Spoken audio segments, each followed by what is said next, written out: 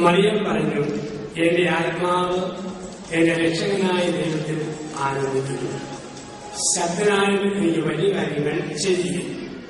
ലൂക്കായുടെ സുവിശേഷത്തിന്റെ 1-ാം അധ്യായത്തിൽ 46-47 വാക്യങ്ങളിലൂടെ പരിശുദ്ധ അമ്മ നമ്മുടെ മുമ്പിൽ കണ്ടുവരികയാണ്. മറിയം പറഞ്ഞ വാക്കാണ്, എന്റെ ചിത്തം എന്റെ രക്ഷകനായ ദൈവത്തിൽ ആനന്ദിക്കുന്നു. മലയാളത്തിൽ 2 വാക്കുകളുണ്ട്. ഒന്ന് ആനന്ദം, 2 സന്തോഷം.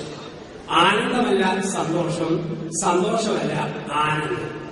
സന്തോഷം പുറംലോകം നമുക്ക് വരുന്നതാണ്, ആനന്ദം അകത്തുനിന്ന് തെളിഞ്ഞു വരുന്നതാണ്.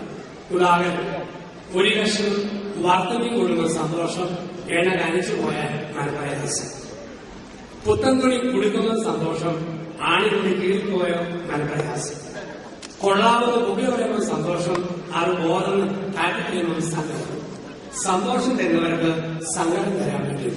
പക്ഷെ ആനന്ദമോ ആണി അടിച്ചാലും ആനന്ദം, പാര വളർന്നാലും ആനന്ദം, കുളിച്ചതിൽ കേട്ടാലും ആനന്ദം, അത് ദൈവത്തിന്റെ പരിശുദ്ധാത്മാവിന്റെ സമ്മാനമാണ്. ആനന്ദം പരിശുദ്ധമ്മ ആനന്ദിക്കാൻ ഏതാനും കാരണമുണ്ട്. അമ്മയെ ആനന്ദിച്ചതിന്റെ ഒരു പ്രധാനപ്പെട്ട കാരണമാണ് അമ്മ ദൈവത്തിന്റെ വചനത്തോട് കാണിച്ച 4 പ്രത്യുത്തരങ്ങൾ. പരിശുദ്ധ അമ്മ ദൈവത്തിന്റെ വചനത്തോട് കാണിച്ച 4 പ്രത്യുത്തരങ്ങൾ അമ്മയെ ആനന്ദിച്ചു. എന്തെല്ലാമാണ് അമ്മ കാണിച്ച 4 പ്രത്യുത്തരങ്ങൾ? 1, അമ്മ വചനത്തെ ശ്രവിച്ചു. 2, അമ്മ വചനത്തെ സ്വീകരിച്ചു. 3, അമ്മ വചനത്തെ ധ്യാനിച്ചു. 4, അമ്മ വചനത്തെ മാംസം ധരിച്ചു. ദൈവത്തിന്റെ വചനത്തോട് മറിയം കാണിച്ച 4 പ്രത്യുത്തരങ്ങൾ. ഈ പ്രത്യുത്തരങ്ങൾ നമ്മൾ കാണിക്കുമ്പോൾ നമ്മളും ഇതുപോലെയാകും. പരിശുദ്ധ മാതാവ് 1, അമ്മ വചനത്തെ ധ്യാനിച്ചു, ശ്രവിച്ചു. മലയാളത്തിൽ 2 വാക്കുകളുണ്ട്. 1 ശ്രവിക്കുക, 2 കേൾക്കുക. കേൾവിയും ശ്രവണവും വ്യത്യസ്തമാണ്. രാഷ്ട്രീയ നേതാക്കന്മാരുടെ മുദ്രാവാക്യം ശ്രവിക്കും. ബൈബിൾ കൺവെൻഷനുകൾ, രാഷ്ട്രീയ നേതാക്കന്മാരുടെ പ്രഭാഷണങ്ങൾ നമ്മൾ കേൾക്കും. ധ്യാനപ്രസംഗം നമ്മൾ ശ്രവിക്കും. ഇലക്ഷൻ കാലത്തെ മുദ്രാവാക്യങ്ങൾ കേൾക്കാനുള്ളതാണ്, ദൈവത്തിന്റെ വചനം ശ്രമിക്കാനുള്ളതാണ്. എന്താണ് വ്യത്യാസം? വെറുതെ കേൾക്കുന്നത് കേൾവി, പ്രാർത്ഥനാപൂർവ്വം കേൾക്കുന്നത് ശ്രവണം. വെറുതെ കേൾക്കുന്നത് കേൾവി, പ്രാർത്ഥനാപൂർവ്വം കേൾക്കുന്നത് ശ്രവണം. അപ്പൊ നമ്മള് വേദോത്സവം പള്ളി വായിക്കുമ്പോൾ കേൾക്കില്ല, ശ്രമിക്കുക. ഇത് നമ്മൾ പലപ്പോഴും കേൾക്കുന്നതേ ഉള്ളൂ. ഏറ്റവും കൂടുതൽ പ്രതിരോധ ശക്തിയുള്ള ആൾക്കാര് ആരാണെന്ന് ചോദിച്ചു കഴിഞ്ഞാൽ മലയാളികളാണ്. ഓരോ മഴക്കാലവും കഴിയുമ്പം ചിക്കൻ ഗുനിയ, ഡെങ്കിപ്പനി, ജപ്പാൻ ജ്വരം, ഇലംകാരി, തക്കാളിപ്പനി എന്തെല്ലാം വരിക. എന്തു വന്നാലും നമുക്കൊരു പ്രശ്നവുമില്ല. മലയാളി അതിനെയും അതിജീവിക്കും. പന്നിപ്പനി സിസോട്ടി വന്നപ്പോഴും മലയാളി അതിജീവിച്ചു. എബോള ആഫ്രിക്ക വന്നപ്പോഴും അവിടെയുള്ള മലയാളി അതിനെയും അതിജീവിച്ചു. നമുക്ക് നല്ല പ്രതിരോധ ശക്തിയാണ്. രോഗത്തിൽ മാത്രമല്ല, ധ്യാനത്തിലും നല്ല പ്രതിരോധ ശക്തി. അട്ടപ്പാടിക്കാരുടെ ധ്യാനം, കോട്ടക്കാരുടെ ധ്യാനം, പുത്തമ്പേച്ചന്റെ ധ്യാനം എല്ലാം വന്നാലും വന്നിട്ട് പോകട്ടെ, നല്ല പ്രതിരോധ ശക്തിയാണ്. ഞങ്ങളെ ഇതൊന്നും ബാധിക്കുന്നേയില്ല. നമുക്കറിയാം, കേരളത്തില് ചിക്കൻഗുനിയാണ് വന്നു കഴിഞ്ഞപ്പോഴത്തേക്ക് ആൾക്കാരുടെ അസ്വസ്ഥത. 2007 മാർച്ച് മാസം വരെ ഒന്നിനും സമയമില്ലാത്ത ആൾക്കാരായിരുന്നു മലയാളികൾ. പക്ഷെ അച്ഛന്മാര് വീട്ടിൽ ചെന്നാൽ വീട്ടുകാർക്ക് സമയമില്ല, ജനത്തെ കേൾക്കാൻ അച്ഛന്മാർക്ക് സമയമില്ല, ഭർത്താവിനെ കേൾക്കാൻ ഭാര്യയ്ക്കോ, ഭാര്യ കേൾക്കാൻ ഭർത്താവിന് സമയമില്ല. പക്ഷെ 2007 മാർച്ച് മുതൽ ഒക്ടോബർ വരെ ഇത്രയും സമയമുള്ള ആൾക്കാർ ലോകത്ത് വേറെയില്ലായിരുന്നു. അതാണ് ചിക്കൻഗുനിയ വരുത്തിയ മഹാത്ഭുതം. ഏത് വീട്ടിൽ ചെന്നാലും സമയമാണ്. അച്ഛന്മാർ ചെന്നാൽ പറയും, ഇരിക്കച്ച, സമയമുള്ള കിടക്കച്ച, കാരണം കിടന്നോണ്ടാ വർത്താനം, അന്ന് ഇരിക്കാൻ പറ്റിയില്ല. ആ കാലഘട്ടത്തിൽ ഓണത്തിന് പാലാ കോട്ടയം ഭാഗത്ത് 100 മീറ്റർ 200 മീറ്റർ ഓട്ടങ്ങളിലായിരുന്നു. പുതിയ ഐറ്റമായിരുന്നു ഞൊണ്ടിവലി എന്നുള്ളത്. ഒറ്റക്കാരെ ചാരിച്ചാണ് വോളിബോളിലും വടംവലിക്കും പകരം തുമ്പിപ്പിടുത്തം എന്ന കൈ വെളുത്തു പിടിച്ച് പിടിക്കുകയാണ്. ഹൈ ജമ്പിൽ ലോങ് ജമ്പിന് പകരം ലേറ്റസ്റ്റ് ഐറ്റമായിരുന്നു. എല്ലാവരും ഒരുമിച്ച് നിരത്തിയിരിക്കുക. ആദ്യം എഴുന്നേറ്റിന്റെ ആൾക്ക് 1ാം സ്ഥാനം. ഇതാണ് മനുഷ്യന്റെ ജീവിതം. അപ്പൊ എന്തു വന്നാലും നമ്മൾ അതിനെ അതിജീവിക്കും. പ്രതിരോധ ശക്തി ഏറ്റവും കൂടുതലുള്ളത് മലയാളി സമൂഹത്തിലാണ്. ധ്യാനത്തിൽ ഇങ്ങനെയാണ്, നമ്മളെ ഒന്നും ബാധിക്കുന്നില്ല. അതുകൊണ്ടാണ് ധ്യാനത്തിൽ ഭയങ്കര സുഖ. പിതാവിനും പരിശുദ്ധാത്മാവിനെ സ്തുതി, പിതാവിനും പരിശുദ്ധാത്മാവിനെ സ്തുതി. ധ്യാനം കഴിഞ്ഞ് ഒരാഴ്ച കഴിയുമ്പം ആദിയിലെ പോലെ ഇപ്പോഴും എപ്പോഴും എന്നേക്കുമാണ് ഈ അവസ്ഥയിലേക്ക് വരും. ഒന്ന്, അമ്മ വചനത്തെ പ്രാർത്ഥനാപൂർവ്വം കേട്ടു, അത് പറയുന്ന വാക്ക് അമ്മ വചനത്തെ ശ്രമിച്ചു. രണ്ട്, അമ്മ വചനത്തെ സ്വീകരിച്ചു. ശ്രമിച്ച വചനത്തെ വ്യക്തിപരമായ സന്ദേശമായി അമ്മ സ്വീകരിച്ചു. ദൈവത്തിന്റെ വചനം നമ്മൾ ധ്യാനിപ്പിക്കുമ്പോൾ ചില ആൾക്കാർ കരുതും, ഓ അച്ഛനെ പറഞ്ഞ് കേൾക്കേണ്ട പല അമ്മമാരും വന്നില്ലല്ലോ, പല അമ്മമാരും വന്നില്ലല്ലോ, അവരെ കേൾപ്പിക്കണം, അവളെ കേൾപ്പിക്കണം. തമ്പുരാൻ പറയും, ആ മനുഷ്യൻ നീ തന്നെയാണ്. ചില പള്ളികളിൽ ധ്യാനിപ്പിക്കാൻ ചെല്ലുമ്പോൾ കാരണവന്മാർ പറയും, ജോസഫ് അച്ഛ കണ്ടിട്ടെന്ന് പറഞ്ഞേക്കണം, പിള്ളേർ ഞങ്ങളെ മനസ്സിലാക്കുന്നില്ല. മക്കൾ വരച്ച കട്ടി പറഞ്ഞേക്കണം, കാരണവന്മാർ ഞങ്ങളെ പിടികിട്ടുന്നില്ല. ആർക്കും സ്വയം വേണ്ട, മറ്റുള്ളവരെ കേൾപ്പിക്കാൻ വേണ്ടിയാണ്. പക്ഷെ ധ്യാന സന്ദേശം എനിക്ക് ദൈവത്തിന്റെ റൂളാണ്. മറിയം വചനത്തെ സ്വീകരിച്ചു. വ്യക്തിപരമായ സന്ദേശമായി അമ്മ വചനത്തെ സ്വീകരിച്ചു. ഒന്ന്, ശ്രമിച്ചു. രണ്ട്, സ്വീകരിച്ചു. മൂന്ന്, അമ്മ വചനത്തെ ധ്യാനിച്ചു. ഹീബ്രു മൂലപദ്ധതി പറയും, മറിയം വചനത്തിന് മേൽ പൊരുന്നിരിക്കുന്നു. തള്ളക്കോഴി മുട്ടയുടെ മേൽ അടയിരിക്കുന്നത് പോലെ മറിയം ദൈവത്തിന്റെ വചനത്തിന് മേൽ അടയിരുന്നു, ധ്യാനിച്ചു. പ്രിയപ്പെട്ടവരെ, ഇന്ന് രാത്രി 9 മണിക്ക് ശുശ്രൂഷ കഴിഞ്ഞ് നമ്മൾ പോകുമ്പം ഇവിടെ കൊണ്ട് തീരും. അച്ഛൻ ഇവിടെ പറഞ്ഞ കുടുംബത്തിന്റെ കാര്യങ്ങൾ ഭാര്യ ഭർത്താവിനോടും ഭർത്താവ് ഭാര്യയോടും ചോദിക്കണം. ചേട്ടനുമായിട്ട് ഓർമ്മയുണ്ടല്ലോ, തീയതി കേട്ടില്ലേടി, അങ്ങോട്ടും ഇങ്ങോട്ടും പറയണം. ഇതാണ് ചർച്ചാ വിഷയമായി മാറുന്നത്. ഒരുപക്ഷെ ഒരു ഫലിതമാകാം, ഒരു ചിന്തയാകാം. അത് ജ്ഞാന വിഷയമായി ചർച്ചാ വിഷയമാക്കി നമ്മൾ മാറ്റണം കുടുംബത്തിൽ. അവിടെയാണ് ദൈവത്തിന്റെ വചനത്തെ നമ്മൾ ധ്യാനിക്കുന്നത്. പലപ്പോഴും ഒരു കാലം കൂടെ കേട്ടു, മറ്റേ കാലം കൂടെ പോകും. നാട്ടിൽ വികാരിച്ചയും കൈക്കാരനും കൂടെ നായാടിന് പോയി ഒറ്റക്കൊണ്ടുള്ള പോകുമായിട്ട് ഒരു കേഴയാട് വന്നപ്പോൾ അച്ഛൻ കാറ്റ് വലിച്ചു, കൈക്കാരനും കാറ്റ് വലിച്ചു. വെടിയുടെ ചീരിപ്പാക്കി കേഴയാട് വെടിയുടെ കൊണ്ട് തട്ടിപ്പോയി. അച്ഛൻ പറഞ്ഞു, എന്റെ തൂക്കിലെ ഉണ്ടവണ്ട ആണെടുത്തു. കൈക്കാരനല്ല, എന്റെ തൂക്കിലെ ഉണ്ടവണ്ട. തർക്കം മൂത്തപ്പം കപ്പ്യാരാണ്. കപ്പ്യാര് പറഞ്ഞു, കത്തിക്കണ്ട, ആരുടെ തൂക്കിലെ ഉണ്ടവണ്ട ഇത് ചത്തതൊന്നും ഞാൻ തന്നെ പറയാം. കേട്ടയാനെ തിരിച്ചിട്ട് മറിച്ചിട്ട് നോക്കിയിട്ട് കപ്പ്യാര് പറഞ്ഞു, കൈകാര്യം വെട്ടിപ്പോയി. വികാരിച്ചിട്ട് തൂക്കിലെ ഉണ്ടവണ്ടാണ് ആട് ചത്തത്. അതിനാ തെളിവ്.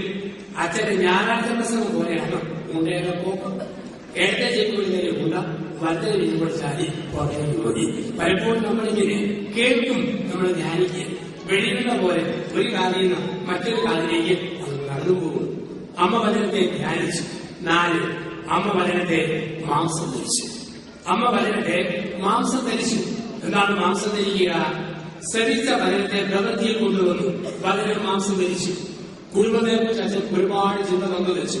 അതിന്റെ വെളിച്ചത്തിൽ കുടുംബജീവിതം കുറെ കൂടെ മെച്ചപ്പെടുമ്പോൾ വചനം മാംസം ധരിച്ചു. വചനത്തെക്കുറിച്ച് കേട്ടു. ഇന്ന് ഒരൽപ്പം വചനം വായിച്ചു തുടങ്ങുമ്പോൾ വചനം മാംസം ധരിച്ചു. മാതാവിനെ കുറിച്ച് കേട്ടു. അല്പം കൂടെ വലിയ ഭക്തിയിൽ വളരുമ്പോൾ വചനം മാംസം ധരിച്ചു. ദൈവത്തിന്റെ വചനം മാംസം ധരിക്കുക. വാക്കും പ്രവൃത്തിയും തമ്മിൽ കൂടുതൽ പൊരുത്തം വരുമ്പോൾ അതാണ് വചനം മാംസം ധരിക്കുക. അങ്ങനെ അമ്മ ആലോചിച്ചു. മലയാളി സമൂഹത്തിന് പരിശുദ്ധ അമ്മയെ ഒരിക്കലും മറക്കാൻ പറ്റിയത്. കാരണം കേരളസഭയുടെ പാരമ്പര്യത്തിൽ മാതാവിന്റെ ശക്തമായ ഇടപെടൽ നമ്മൾ കണ്ടെത്തി. പരിശുദ്ധ അമ്മയുടെ ശക്തമായ ഇടപെടൽ കേരളസഭയുടെ ചരിത്രത്തിൽ നമ്മൾ കണ്ടെത്തുന്നു. മൈസൂരിലെ വാണിയാർ രാജാവിന്റെ സൈന്യാധിപനായ ടിപ്പു സുൽത്താൻ മലബാർ പ്രദേശത്തുള്ള ഹിന്ദുക്കളെ വെട്ടിക്കൊന്നു, ക്രൈസ്തവരെ വെട്ടിക്കൊന്നു, എല്ലാവരെയും പേടിപ്പിച്ച് തോക്കുംകൊടി നിർത്തി നിർബന്ധിച്ച് ഇസ്ലാമോക്ക് ചേർന്ന ഈ ടിപ്പു സുൽത്താൻ കോഴിക്കോട്, കാഞ്ഞങ്ങാട്, വയനാട്, മലപ്പുറം പ്രദേശത്തുകൂടി എല്ലാവരെയും കൊന്നൊരുക്കി പേടിപ്പിച്ച് മതപരിവർത്തനം നടത്തി വരുമ്പോൾ ആലുവാട്ടിൽ സ്ഥലം വന്നപ്പോൾ ടിപ്പുവിന്റെ പട്ടാളം മുതിർന്നു പോകുമ്പോൾ വഴി സൈഡിൽ നിന്നൊരു മാവ് വളഞ്ഞ് കുഴിഞ്ഞു കൊടുത്തു. ടിപ്പുവിന്റെ പട്ടാളം അവിടെ രോഗിയിൽപ്പെട്ടു. അങ്ങനെ മാവ് വളഞ്ഞ സ്ഥലമാണ് കേരളസഭയിൽ പൂനമാവ് എന്ന പേര് അറിയപ്പെടുക. വീണ്ടും ടിപ്പുവിന്റെ പട്ടാളം മുമ്പോട്ട് പോയി. എറണാകുളം ഹൈക്കോടതി ജംഗ്ഷനിൽ നിന്നും 20 കിലോമീറ്റർ ദൂരെയുള്ള ചേറായി ബീച്ചിൽ ഒരു പള്ളിയുണ്ട്, മഞ്ഞുമാതാവിന്റെ പള്ളി. 3 വർഷം മുമ്പ് ഞാനവിടെ ഒരു പെരുന്നാളിൽ പ്രസംഗിച്ചു. 504ാമത് തിരുനാൾ. അവിടുത്തെ പാരമ്പര്യതാണ് ടിപ്പുവിന്റെ പട്ടാളം ആക്രമിച്ച് കയറി ഇങ്ങനെ വരുമ്പോൾ ഏറ്റവും ഇവിടെ കൊന്ന നമസ്കാരത്തിന്റെ കാലമാണ്. ശക്തമായ മഞ്ഞ് ഈ പള്ളിയും പരിസരവും മുഴുവൻ അങ്ങ് മറന്നു. അമ്മമാര് പ്രാർത്ഥിച്ചു, ഞങ്ങളുടെ കുഞ്ഞുങ്ങളെ ഇവിടെ ടിപ്പുവിന്റെ സൈന്യം മഞ്ഞിൽ പള്ളി മറഞ്ഞു നിന്നു. ആൾക്കാരൊന്നും അറിയാതെ ടിപ്പുവിന്റെ പട്ടാളം മുമ്പോട്ട് പോയി. പെട്ടെന്ന് മൈസൂരിൽ നിന്നും വാടിയ രാജാവിനെ അറിയുമ്പോൾ ഹൈദരാലി അറ്റാക്ക് ചെയ്യുന്നു. ഉടനെ തിരിച്ചു വരിക. അങ്ങനെ ടിപ്പു തിരിച്ച് മൈസൂരിലേക്ക് യാത്രയായി. ടിപ്പുവിന്റെ പട്ടാളം മുമ്പോട്ട് വന്നിരുന്നെങ്കിൽ തൃപ്പൂണിത്തറ വൈകിട്ട്, കരുവരപ്പറമ്പ് കടുത്തിരുത്തി, മുട്ടിയേറ പാല, പന്നിങ്ങാനം ഏറ്റുമാനൂര്, അയൽക്കുന്നം കാഞ്ഞിരപ്പള്ളി, മങ്കുന്നം ചങ്ങനാശ്ശേരി, കുട്ടനാട് ദേശത്തിലൊക്കെ ടിപ്പുവിന്റെ പട്ടാളങ്ങാനും പോയിരുന്നെങ്കിൽ ഇപ്പം എന്റെ മുമ്പിൽ ഇരിക്കുന്നവരുടെ പേര് ഫാത്തിമ, സുഹറ, സുലൈമാൻ ഈ പേരുകളിലേക്ക് നമ്മൾ മാറുന്നതായിരുന്നു. ഇപ്പൊ കേരളസഭയുടെ ചരിത്രത്തിൽ പരിശുദ്ധ അമ്മയുടെ അത്ഭുതകരമായ ഒരു ഇന്റർവെൻഷൻ നമ്മൾ അനുഭവിക്കുന്നുണ്ട്, ഇടപെടൽ നമ്മൾ അനുഭവിക്കുന്നുണ്ട്. അപ്പം ഈ അമ്മ നമ്മുടെ ഈ ജീവിതത്തിൽ മാതൃകയായി നിന്നുകൊണ്ട് നമുക്ക് തരുന്ന ചില സന്ദേശങ്ങൾ. ഇന്ന് മാതാവിനെ പരിഹസിക്കുന്നവരുണ്ട്. എന്നും എക്കാലത്തും മാതാവ് പരിഹസിക്കപ്പെട്ടവരാണ്. പ്രത്യേകിച്ച് ബന്ധുക്കൂസ് സഭകളിലും മറ്റും വലിയവര് മാതാവിനെ ചീത്ത വിളിക്കുന്നവരുണ്ട്. അവരെ ഒരുമിച്ച് കൂടുന്നതിനെ മാതാവിനെ തെറി പറയുന്നവരുടെ കൂട്ടായ്മയായിട്ട് ഒന്നിച്ചു വരുന്ന ഗ്രൂപ്പുകളെ കാണാം. ചിലവരെ മറിയം നെല്ലിക്ക ചാക്ക്, ഈശോ നെല്ലിക്ക പോകാൻ പിന്നെ ചാക്കിലെന്ന വില. മറിയം പഴത്തൊലി, യേശു പഴം പോകാൻ പിന്നെ തൊലിക്കെന്നാവില്ല. യേശു കോഴിക്കുഞ്ഞ്, മറിയം മുട്ടത്തോട്. കോഴിക്കുഞ്ഞ് പോകാൻ പിന്നെ മുട്ടത്തോട് തന്നെ വില. പരിഹസിക്കുന്ന ആൾക്കാർ. ഞാൻ ഒരിക്കൽ റാന്നിയിൽ ഒരു പ്രസംഗം കഴിഞ്ഞ് അടൂരിലേക്ക് ബസ്സിൽ പോകുമ്പോ ഒരു ബെന്തിക്കോസ് പാസ്റ്റർ എന്റെ അടുത്ത് വന്നിരുന്നു. എന്നോട് ചോദിച്ചു, എന്നാ സഭയിലെ അച്ഛനാ? ഞാൻ പറഞ്ഞു, കത്തോലിക്ക സഭയിലെ അച്ഛൻ. അപ്പൊ പിന്നെ കറുത്തക്കുപ്പായം വെള്ളമെണ്ണയിലാനായിട്ട്. ഞാൻ പറഞ്ഞു, നിങ്ങളുടെ വർഗത്തെ കാണുന്നതിന് എനിക്ക് ആവശ്യമാണ്. അതുകൊണ്ട് കരിപ്പൊടിക്ക് ലോകത്തിനെ ധരിച്ച് ഉടനെ വെച്ച അറിയില്ലാതെ ചോദിക്കുക. ഞാൻ പറഞ്ഞു, ഞങ്ങള് ധ്യാനിക്കുന്ന അച്ഛന്മാരാണ്, എന്നും യാത്രയാണ്. അങ്ങനെ യാത്ര ചെയ്യുമ്പോൾ കുപ്പായം മുഷിഞ്ഞു പോകും. അതുകൊണ്ട് ഏറ്റവും മുഷിഞ്ഞ നമ്മുടെ തുണികൊണ്ട് ലോക ധരിച്ചിട്ടതാണ്. അയ്യോ, കത്തോലിക്കാച്ചനാണ് എനിക്ക് നിങ്ങളെ ചോറും സഹിക്കാൻ പേരും ഞാൻ എന്നാ വെച്ച്. എങ്ങനെ അച്ഛ മറിയം പ്രസവിച്ചിട്ടും കന്യകയായിരിക്കുന്നു? ചൊറിഞ്ഞു തുടങ്ങുകയാണ്. മര്യാദത്തിന്റെ വായിലും വേണമെന്ന് കേൾക്കാനായിട്ട് ഞാൻ പറഞ്ഞു, മറിയത്തിന്റെ കന്യാത്വം മറിയവും ദൈവം കൊണ്ട് നോക്കിക്കോളൂ. പാസ്റ്റർ ഇങ്ങയുടെ സമയപ്പെട്ട പാവപ്പെട്ട പെണ്ണുങ്ങൾ കന്യാത്വം കളയാതെ മര്യാദ കുറച്ചുകൂടെ പറഞ്ഞു പിന്നെ പറയാൻ അതിഥിയുണ്ടല്ലോ ഒരച്ഛനാകുന്ന രീതി. പിന്നെ അങ്ങോട്ട് ഭയങ്കര തുള്ളി ധരിച്ചവർക്കും ഇതാണ് വമ്പം ഗ്രൂപ്പ്, ഇതാണ് സത്യം. ഇതൊരു പ്രത്യേക ശൈലിയുണ്ട്. വിറയും ശബ്ദവും അവന്റെ വരവായി എന്ന് പറഞ്ഞു രണ്ട് തുള്ളി നിന്നവർക്കും അതൊക്കെ ചൊടിച്ചുകഴിഞ്ഞ ആരംഭമാണ്. അല്ലാണ്ട് കമലാരായിരിക്കും. പിന്നീട് മാതാവിനെ പരിഹസിക്കുക, ഉച്ചിക്കുക, ഒരു പ്രത്യേക സംസാരം. നമ്മൾ പറയും വാടാ വാടാ. ഇവർക്ക് എപ്പോഴും സഹോദര സഹോദരി ഒരു പ്രത്യേക ഒരു വണ്ണമുള്ള ഭാഷ ബസ്സിനെത്തി കമ്പ്യൂട്ടറിനെ ചേർന്ന് അയാളേക്കാൾ വണ്ണമുള്ള ഒരു ചേട്ടൻ അപ്പുറത്തേക്ക് കുറച്ച് ഈ ചേട്ടൻ അറിയണം. ഭാഷ ഇങ്ങനെ വണ്ണമുള്ളയാൾ തിരിയുന്നല്ലാതെ മാറി കൊടുക്കുകയത്.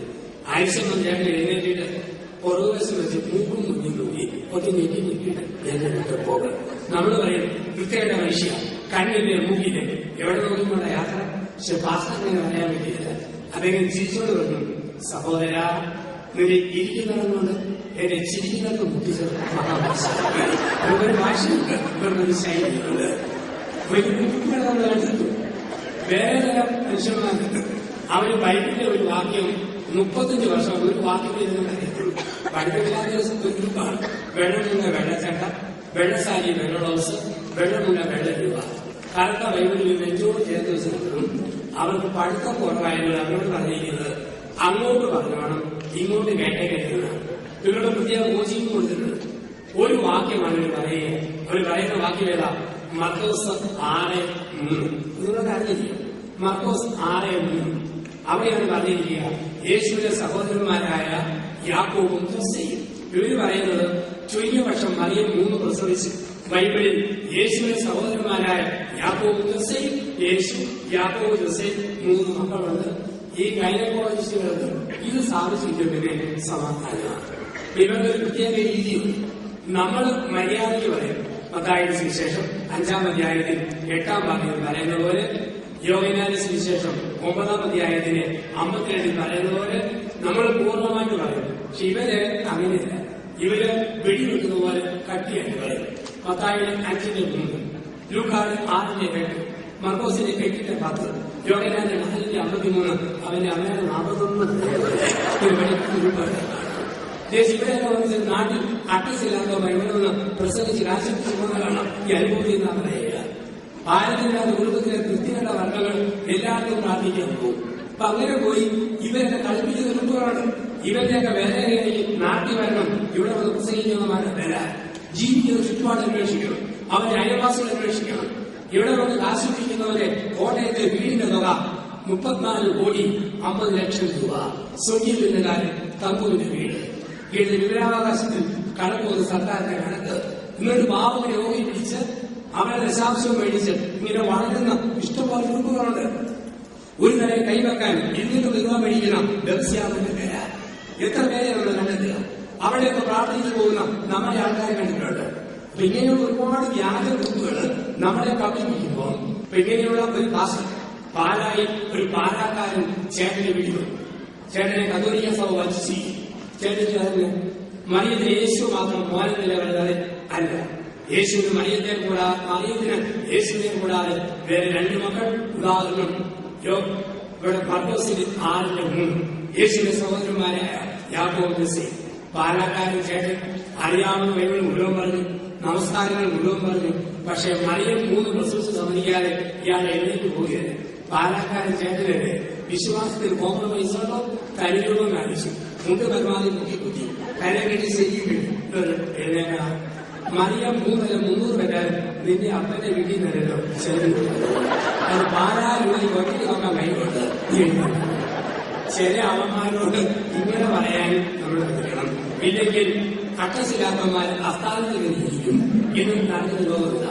ഇനി പഠിത്തവും അറിവുള്ളവരോട് വേറെ മറുപടി പറയണം. നിങ്ങൾ വെറുതെ പറയണം. മർക്കോസ് 15-ാം അധ്യായം വായിക്കാൻ പറയണം. പിന്നെ പൊട്ടത്തരം പറയുകയില്ല. കാരണം മർക്കോസ് 15-ൽ പറയുന്നത് യേശുവിനെ തലച്ച കുരിശുകാരൻ, അവരുടെ സഹോദരനായ യാക്കോബിന്റെ അമ്മയായ സലോമി, ജോസയുടെ അമ്മയായ മറ്റേ മറിയം കൊണ്ടുവരും. യേശുവിന്റെ സഹോദരന്മാര് പറയുന്നവരെ അമ്മമാരുടെ പേര് മാതാവിന്റെ ചേട്ടത്തേരിമാരാണെന്ന് മർക്കോസ് 15-ൽ ഉത്തരം കൊടുത്തിട്ടുണ്ട്. വായന അറിയാവുന്നവർ ഈ ഉത്തരം, വിവരക്കേണ്ടവരോട് പാലാക്കാരൻ ചേട്ടന്റെ ഉത്തരം, ഇത് 2 അത്യാവശ്യമാണ്. ഇപ്പൊ പരിശുദ്ധ അമ്മയ്ക്ക് നമ്മൾ സഭയിൽ സ്ഥാനം കൊടുക്കും. പരിശുദ്ധ അമ്മയെ വിളിക്കുന്നു ആനന്ദിച്ചതാണ്. അമ്മയെ ആനന്ദിക്കാൻ ചില കാരണങ്ങളുണ്ട്. എന്തെല്ലാമാണ് അമ്മ ആനന്ദിച്ചതിന്റെ കാരണങ്ങൾ? ലൂക്കായുടെ സുവിശേഷത്തിൽ അമ്മയെ ആനന്ദിച്ചതിന്റെ 5 കാരണങ്ങൾ അക്കവിട്ട് പഠിപ്പിക്കുന്നു. ഈ രാത്രിയിൽ ഈ 5 കാരണങ്ങൾ ഹൃദയത്തിൽ നമ്മൾ സൂക്ഷിക്കുക. 1, ദൈവം തൊട്ട ജീവിതം. അമ്മയെ ആനന്ദിച്ചതിന്റെ 1-ാമത്തെ കാരണം ദൈവം തൊട്ട ജീവിതമാണ് മാതാവിന്റെ ജീവിതം. ലൂക്കായുടെ സുവിശേഷം 1:26 വാക്യങ്ങൾ. അവിടെയാണ് നമ്മൾ വായിക്കുക. 6-ാം മാസത്തിൽ ജോസഫുമായി വിവാഹം ചെയ്തിരുന്ന മറിയത്തിന്റെ അടുക്കിലേക്ക് ദൈവം തന്റെ ദൂതനായ ഗബ്രിയേലിനെ അയച്ചു. ഗബ്രിയേൽ മംഗളവാർത്ത പറഞ്ഞപ്പോൾ മറിയം പറഞ്ഞു, അപ്രകാരം സംഭവിക്കട്ടെ. അതാണ് മംഗളവാർത്ത കിട്ടിയെന്ന് പറഞ്ഞാൽ ദൈവം തൊട്ടു. പരിശുദ്ധ അമ്മയെ ദൈവം തൊട്ടു, സ്വർഗം തൊട്ടു. എപ്പോഴാ? പ്രാർത്ഥിച്ചപ്പോൾ. നമ്മളോട് പോയിരുന്നു ആനന്ദിക്കണോ? ദൈവത്തിന് തൊടാൻ വേണ്ടി നമ്മളെ വെച്ചു കൊടുക്കണം. നമ്മളെ ദൈവം തൊടുന്നത് കുടുംബ പ്രാർത്ഥന, വ്യക്തിപരമായ പ്രാർത്ഥന, വിശുദ്ധ കുർബാന, വിശുദ്ധ കുമ്പസാരം, ബൈബിൾ വായന. ഈ സമയത്ത് ദൈവം നമ്മളെ തൊടുകയാണ്. നമ്മുടെ ജീവിതം ദൈവത്തിന് തൊടാനായിട്ട് വെച്ചു കൊടുക്കണം. ദൈവം തൊട്ടോ ആനന്ദം. കാരണം ദൈവം തൊട്ടു പിന്നെ നിരാശയില്ല, പരാതിയില്ല, അവർക്ക് ആനന്ദം മാത്രമേ ഉള്ളൂ. തമ്പുരാൻ തൊട്ടവർക്ക് ആനന്ദം മാത്രം. അതുകൊണ്ട് ദൈവം തൊട്ടവർ ഉറപ്പുണ്ട്, ഈ ലോകത്തൊന്നും സ്ഥിരമായിട്ടില്ല. സൽപ്പേര് കടന്നുപോകും, ദുഷ്പേര് കടന്നുപോകും, രോഗം കടന്നുപോകും, ആരോഗ്യം കടന്നുപോകും, സമ്പത്ത് കടന്നുപോകും, ദാരിദ്ര്യം കടന്നുപോകും, ജോലി കടന്നുപോകും, ജോലിയില്ലായ്മ കടന്നുപോകും, മക്കൾ കടന്നുപോകും. നമ്മൾ വാടകയിലെ താമസക്കാരാണ്. ഒന്നിനെ കുറിച്ച് പരാതിയും തീരുവില്ല, എല്ലാം കടന്നുപോകും. അതാണ് ഉൽപ്പത്തി പുസ്തകം 2:15. ദൈവമായ കർത്താവ് ആദ്യം ഹൗവയെ സൃഷ്ടിച്ചു.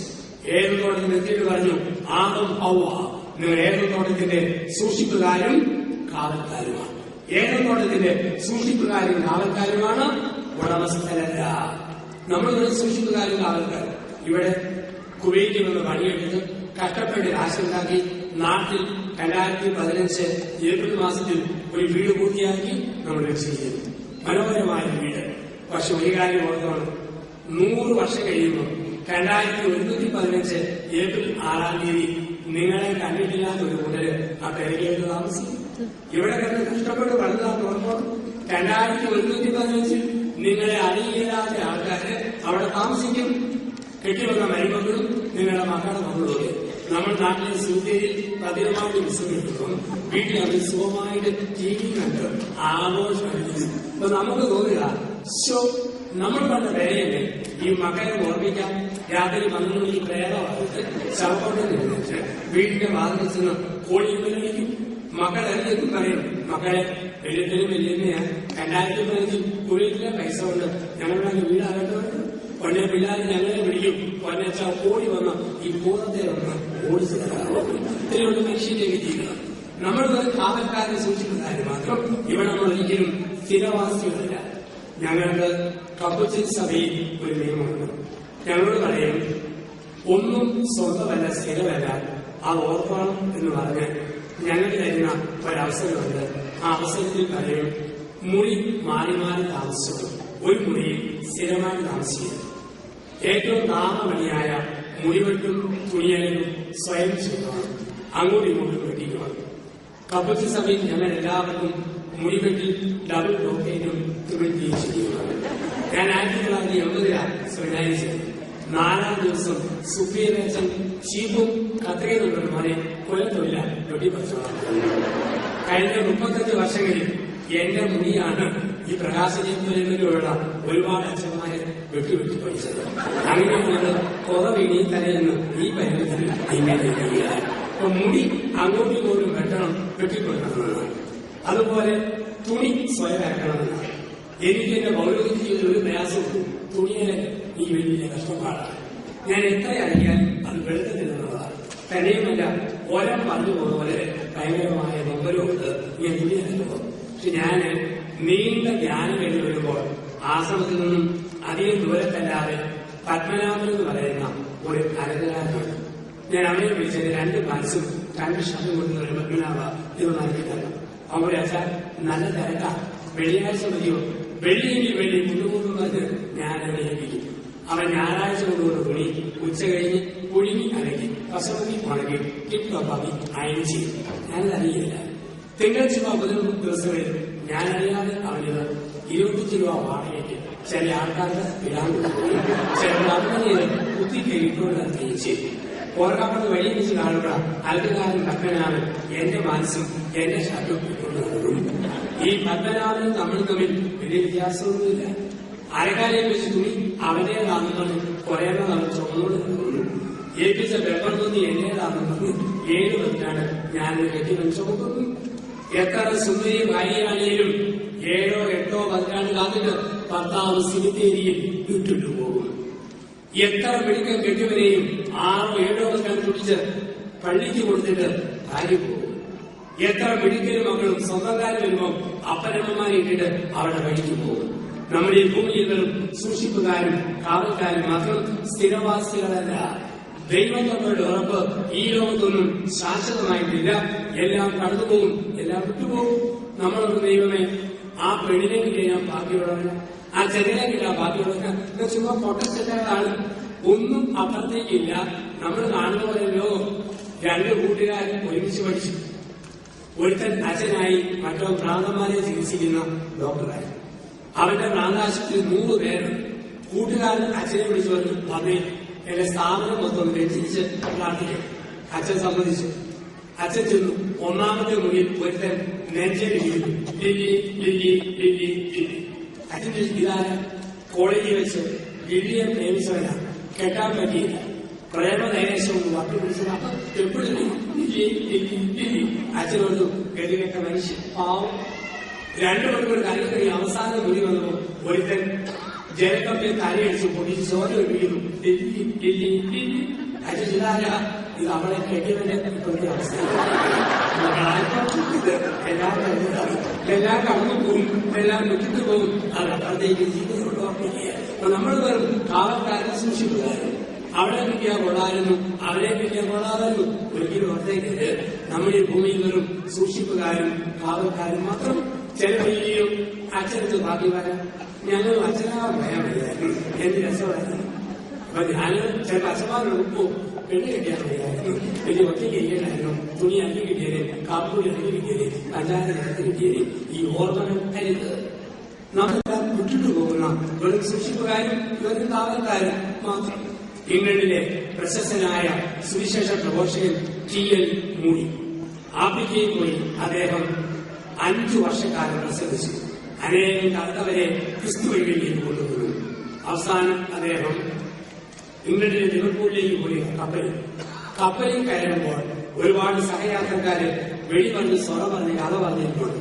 അദ്ദേഹം ഓർത്തു, ഇംഗ്ലണ്ടിൽ വന്ന് കപ്പലിറങ്ങുമ്പോൾ എന്നെയും കാത്ത് ഒരുപാട് പേരുകൾ. അദ്ദേഹം പ്രതീക്ഷയോടെ കപ്പലിൽ നിന്നു. പക്ഷെ ലിവർപൂളിൽ കപ്പലിറങ്ങിയപ്പോൾ അദ്ദേഹത്തെ കാത്തിരിക്കാൻ ആൾക്കാര് ആയിരുന്നില്ല. അദ്ദേഹത്തിന് നെഞ്ചുകൊണ്ടിപ്പോയി. ആരും സന്ദേശം വിധി വന്നിട്ടില്ല. അവിടെ മുട്ടുകുത്തിയ മൂടി എന്ന പ്രഘോഷകൻ കരങ്ങളിൽ വിളിച്ച് മുട്ടുകുത്തി പറഞ്ഞു, ക്രിസ്തുവേ, നിനക്ക് വേണ്ടി ആഫ്രിക്കയിൽ ആയിരങ്ങളെ ആത്മാക്കളെ നേടി തിരിച്ച് എന്റെ സ്വന്തം നാട്ടിൽ എന്റെ സ്വന്തം വീട്ടിൽ വന്നപ്പോൾ എന്നെ കാത്തിരിക്കാൻ ആരും ഇല്ലാതെ പോയത്. തൊട്ടത്തിൽ അസീരി വഴി അല്ലയോ മൂടനായ മനുഷ്യ, ആരാ നിന്നോട് പറഞ്ഞ് നീ നിന്റെ സ്വന്തം വീട്ടിലെത്തിയത്? നീ എത്തിയിരിക്കുന്നത് ഒരു വാടക വീട്ടിലാണ്. ഒരു ദിവസം നീ നിന്റെ സ്വന്തം വീട്ടിലെത്തും. അന്ന് ക്രിസ്തുവും അവരുടെ ഓടാനുകൂടി മാലാഖമാരും നിന്നെ കാത്തിരിക്കും. നീ എത്തിയിരിക്കുന്നത് ഒരു വാടക വീട്ടിലാണ്. ഒരു ദിവസം നീ നിന്റെ സ്വന്തം വീട്ടിലെത്തും. അന്ന് ക്രിസ്തുവും അവരുടെ ഓടാനുകൂടി മാലാഖമാരും നിന്നെ കാത്തിരിക്കും. നമ്മൾ ഈ ഭൂമിയിൽ വെറും കാവൽക്കാരും സൂക്ഷിപ്പുകാരും മാത്രം. അതിനപ്പുറത്തേക്ക് നമ്മളാരും ഒന്നുമല്ല.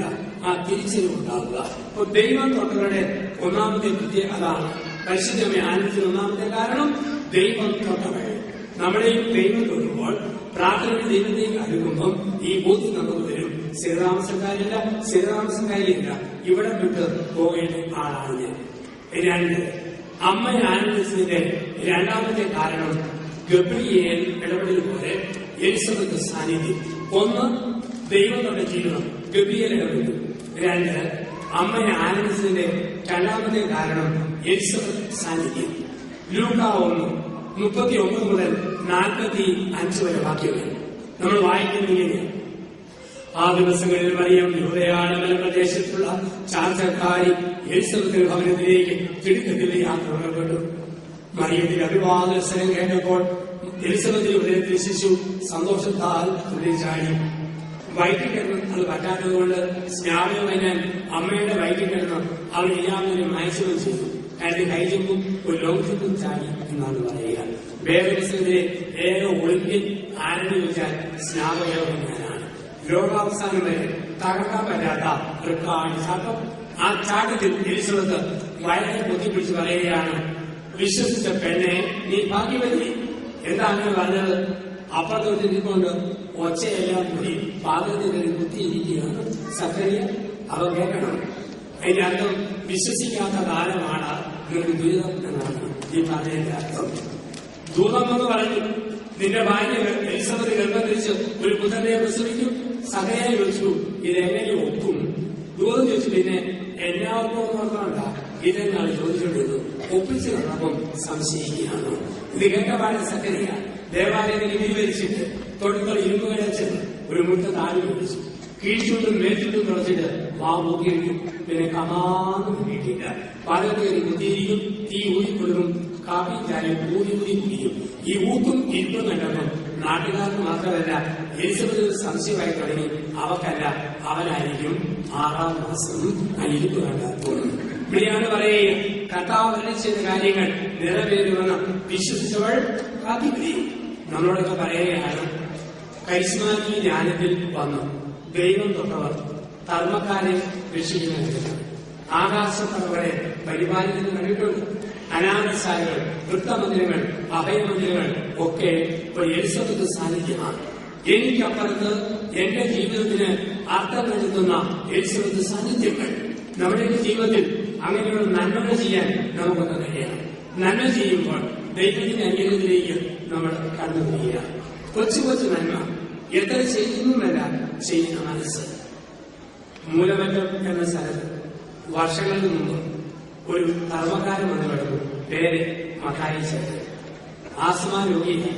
സ്കൂളിൽ പോകുന്ന കുഞ്ഞുങ്ങൾ 3 പരിപ്പോടെയും ഒരു കരുകാപ്പിയും വീതം ഈ മത്തായി ചേട്ടന് മേടിച്ചു കൊടുക്കുമായിരുന്നു. കർക്കിടകത്തിലെ കർത്തവാവിനെയാണ് ശക്തമായ മഴ. മഴയും കാറ്റുമായ രാത്രിയിൽ മത്തായിക്കാരൻ ബസ് സ്റ്റാൻഡിൽ മരിച്ചു വരുന്നു. ഈച്ച പിടിച്ചെടുത്ത ശരീരം ഉറുപ്പരിക്കുന്നത് വേണം. പിറ്റേന്ന് ആൾക്കാർ കൂടി വന്നു മൃതശരീരം എടുത്തു, ആശുപത്രി കൊണ്ടുവന്നു. കിഴി മുറിച്ച് പോസ്റ്റ്മോർട്ടം നടത്തി. കാലിനാറിന്റെ മണത്തിന്റെയും ശവം കുടിച്ചിട്ടു. ഒരാഴ്ച കഴിഞ്ഞു. മൂലമറ്റത്തും പരിസരത്തുമുള്ള വീടിന്റെ ഭിത്തികളിലും കടയുടെ തിണ്ണയിലും ഒരു നോട്ടീസ് പ്രത്യക്ഷപ്പെട്ടു. ആ നോട്ടീസ് ഇങ്ങനെയായിരുന്നു: പ്രിയപ്പെട്ട കുഞ്ഞുങ്ങളെ, 3 ആഴ്ചകൾക്ക് മുമ്പ് ഞാൻ മൂലമറ്റത്ത് വന്നപ്പോൾ നിങ്ങളെന്നെ അറിഞ്ഞില്ല. പണ്ട് അരിമത്യക്കാരും ജോസഫും നിക്കേതീസും കൂടി പരിമളം പുരട്ടി മൂലമറ്റത്താകട്ടെ സ്കൂൾ കുട്ടികൾ പരിപ്പുവഴിയും കരുതാപ്പിയും എനിക്ക് മേടിച്ചു. അന്ന് എന്റെ അമ്മയും മത്സരശീല യോഗനാൻ കുരിശുകാരുന്നു. മൂലമറ്റത്താകട്ടെ പോലീസുകാർ പെരുക്കിയിട്ട് കിടപ്പായി നിങ്ങളെ പൊതിഞ്ഞു കെട്ടി കൊടുപടിയിൽ കീഴ് കുറിച്ച് കാലിനാറിന്റെ മണത്തിന്റെയും നിങ്ങളെ കുടിച്ചിട്ടല്ലേ. എന്റെ തടുത്ത് മരവിച്ച് ശബ്ദയല്ല, പാറ പോലെ മരവിച്ചു വെച്ച നിങ്ങളുടെ ഹൃദയത്തിന്റെ ഭിത്തികളെയായിരുന്നു പോസ്റ്റ്മോർട്ടം നടത്തേണ്ടിയിരുന്നത് എന്ന് യേശുക്രിസ്തു ഒപ്പ്. ഈ നോട്ടീസ് എങ്ങനെ വന്നറിയില്ല. ആരോ ഭാവനയിൽ അച്ചടിച്ചതാണ്. ഒരു കാര്യം ഓർക്കുക, ഞാൻ കൊച്ചു കൊച്ചു നന്മകൾ ആർക്കെങ്കിലും ചെയ്യുമ്പോൾ ദൈവത്തിന് തന്നെയാണ് ചെയ്യുക. കൊച്ചു കൊച്ചു നന്മ ചെയ്യാൻ എനിക്കൊരു പ്രേരണ വരണം. ദൈവം ഇത് 2 കൂട്ടരിൽ വസിക്കുന്നുണ്ട്. 1 രൂപരഹിതർ, 2 രൂപാരഹിതർ. 2 കൂട്ടരിൽ ദൈവം വസിക്കുന്നു. കൊച്ചു കൊച്ചു നന്മ അവരിലേക്ക് ചെയ്യണം. നിങ്ങൾ എന്റെ വലതുകാലിൽ ഒരു പകരം തിളച്ച വെള്ളം ഒഴിക്കുമ്പോൾ ഞാൻ ചിരിച്ചോണ്ട് പറയാം, ഇക്കയിൽ വെക്കുന്നു. നിങ്ങൾ അച്ഛൻ സൂക്ഷിക്കണം. അച്ഛന്റെ കാലിൽ കുഷ്ഠം ചൂടുവെള്ളം വീണിട്ട് പൊള്ളൽ തോന്നുന്നില്ലെങ്കിൽ അതെന്റെ കാലിനെ ബാധിച്ച കുഷ്ഠം. ഇതുപോലെ ഒരു പാവപ്പെട്ട മനുഷ്യന്റെ നൊമ്പരവും വേദനയും കണ്ടിട്ട് എന്റെ മനസ്സിൽ ഒരു പൊള്ളൽ തോന്നിയില്ലെങ്കിൽ അവരുടെ ഹൃദയത്തെ ബാധിച്ച കുഷ്ഠം. മറ്റുള്ളവർക്ക് നന്മ ചെയ്യുന്ന ഒരു മനോഭാവം. ഇവിടെയാണ് പറയുക എലിസബത്ത് സാന്നിധ്യം. ആർക്ക് നന്മ അറിയിക്കുന്നോ അവർക്ക് നന്മ ചെയ്ത് കടന്നു പോവുക. 1 ഗബ്രിയേൽ ഇടപെടൽ. ദൈവം തൊട്ടപ്പോൾ അമ്മയെ ആനന്ദിച്ചു. 2 എലിസബത്ത് സാന്നിധ്യം. പരസ്നേഹ പ്രവൃത്തികളും ചെയ്തപ്പോൾ അമ്മ ആനന്ദിച്ചു. 3 അമ്മയെ ആനന്ദിച്ചതിന്റെ 3ാമത്തെ കാരണമാണ് പരിഭവം പറയാത്ത പരിശുദ്ധ അമ്മ. മാതാവിന്റെ ജീവിതത്തിൽ പരിഭവം പറച്ചിലില്ല, ഒരു പരിഭവമില്ല. ഉള്ളതുകൊണ്ട് ഓണം പോലെ സന്തോഷമായി കഴിയുന്ന പരിശുദ്ധ അമ്മ. അമ്മയ്ക്ക് പരാതിയില്ല, പരിഭവമില്ല. അമ്മ പറഞ്ഞെന്താ? എനിക്ക് വല്ല പോലും പശുക്കൂട്, ഗോമൂത്രം, ചാണകം, വൈക്കോല്, പച്ചപ്പില് ഇത് മതി. ബാക്കി എല്ലാവർക്കും മെത്ത, കിഴക്ക, ടൂറിസ്റ്റുകളൊക്കെ കിട്ടട്ടെ. എനിക്ക് വല്ല മോനും ഇത് മതി. എനിക്ക് വല്ല മോനും ഇത് മതി. ബാക്കിയുള്ളവർക്ക് എല്ലാം കിട്ടട്ടെ. ഇതായിരുന്നു പരിശുദ്ധ അമ്മയുടെ ഒരു മനോഭാവം. നമ്മുടെ ജീവിതത്തിൽ ഈ ഒരു ചിന്ത മാതാവിന് വേണമെന്ന് വരികിൽ ഗബ്രിയേൽ മാലാഖയോട് പറയാം, ഒരു ISD വിളിച്ച് വേദനയുടെ സത്തത്തിലേക്ക് ഒരു ISD വിളിച്ച്, എന്നിട്ട് സത്തസൃഷ്ടാന്ന് പറ ഒരു മിസ്സിസ് മറിയം പ്രസവിക്കാൻ വരുന്നുണ്ട്. 1-ാം നമ്പർ പോയി ഫ്രീ ആക്കിയിട്ട് അവിടെ കിടക്കുന്നവന്മാരെ പുറത്തേക്ക് ഇറങ്ങി വന്നു. ഒരു ഫോൺ കോൾ മതി. മറിയം പറഞ്ഞു, വേണ്ട, എനിക്ക് വല്ല മകനും ഇത് മതി, ബാക്കി എല്ലാവരും എല്ലാം കിട്ടട്ടെ. പരാതി പറയാത്ത പരിശുദ്ധമ്മ നമുക്ക് എന്തോരും പരാതി മനസ്സിലല്ലേ, നമുക്ക് എന്തൊരു പരിഭവം മനസ്സിലായി. എത്ര കിട്ടിയാലും പോരാ പോരാ എന്നുള്ള ഒരു പരിഭവം മനസ്സിൽ നമുക്കൊക്കെയുണ്ട്. 2 നിലയുള്ളവന് 2 വീടില്ലാത്തതിന്റെ പരിഭവം, 1 നിലയുള്ളവന് 2-ാം നില പണിയാത്തതിന്റെ പരിഭവം, 99 സെന്റുകാരന് 1 ഏക്കർ കിട്ടാത്തതിന്റെ പരിഭവം. നമുക്കെന്നും പോരാ പോരാ പോരാ, എത്ര കിട്ടിയാലും പോരാ, പരാതി പറയുക, പരിഭവം പറയുക. അങ്ങനെയുള്ളവർക്ക് ആനന്ദിക്കാൻ പറ്റിയില്ല. നമുക്ക് പറയാൻ പറ്റണം, എനിക്ക് ഈ ഭാര്യ മതി, എനിക്ക് ഈ ഭർത്താവ് മതി, എനിക്ക് ഈ മക്കള് മതി, എനിക്ക് ഈ വീട് മതി, ജോലി മതി, സ്ഥലം മതി. ഇത് പറയാൻ നമ്മൾ പഠിക്കണം. പോരാന്ന് പറയുന്നതും നമ്മൾ അസ്വസ്ഥരായിട്ട് മാറും. എനിക്കിത് മതി എന്ന് പറയണം. ഇതാണ് കുക്കൂറിന്റെ പാരമ്പര്യം, ഇതാണ് മയ്യത്തിന്റെ പാരമ്പര്യം. അങ്ങനെയുള്ളവർ ആനന്ദിക്കും. നമുക്കിതൊന്നും പരാതി, ഭർത്താവിനെ കുറിച്ച് പരാതി, ഭാര്യയെ കുറിച്ച് പരാതി, പരാതിയൊക്കെ പറയുമ്പോൾ നമ്മൾ ശ്രദ്ധിച്ചോളാം. നീ അളക്കുന്ന അളവുകൊണ്ട് തന്നെ നിനക്കും അളന്നു വിടും എന്നാണ് പറയുക. നീ അളക്കുന്ന അളന്നു വിടും. ഭാര്യയുടെ കുറ്റം മാത്രം നോക്കി കണ്ടുപിടിക്കുന്ന ഭർത്താവ്, ഭർത്താവിന്റെ കുറ്റം മാത്രം നോക്കി കണ്ടുപിടിക്കുന്ന ഭാര്യ.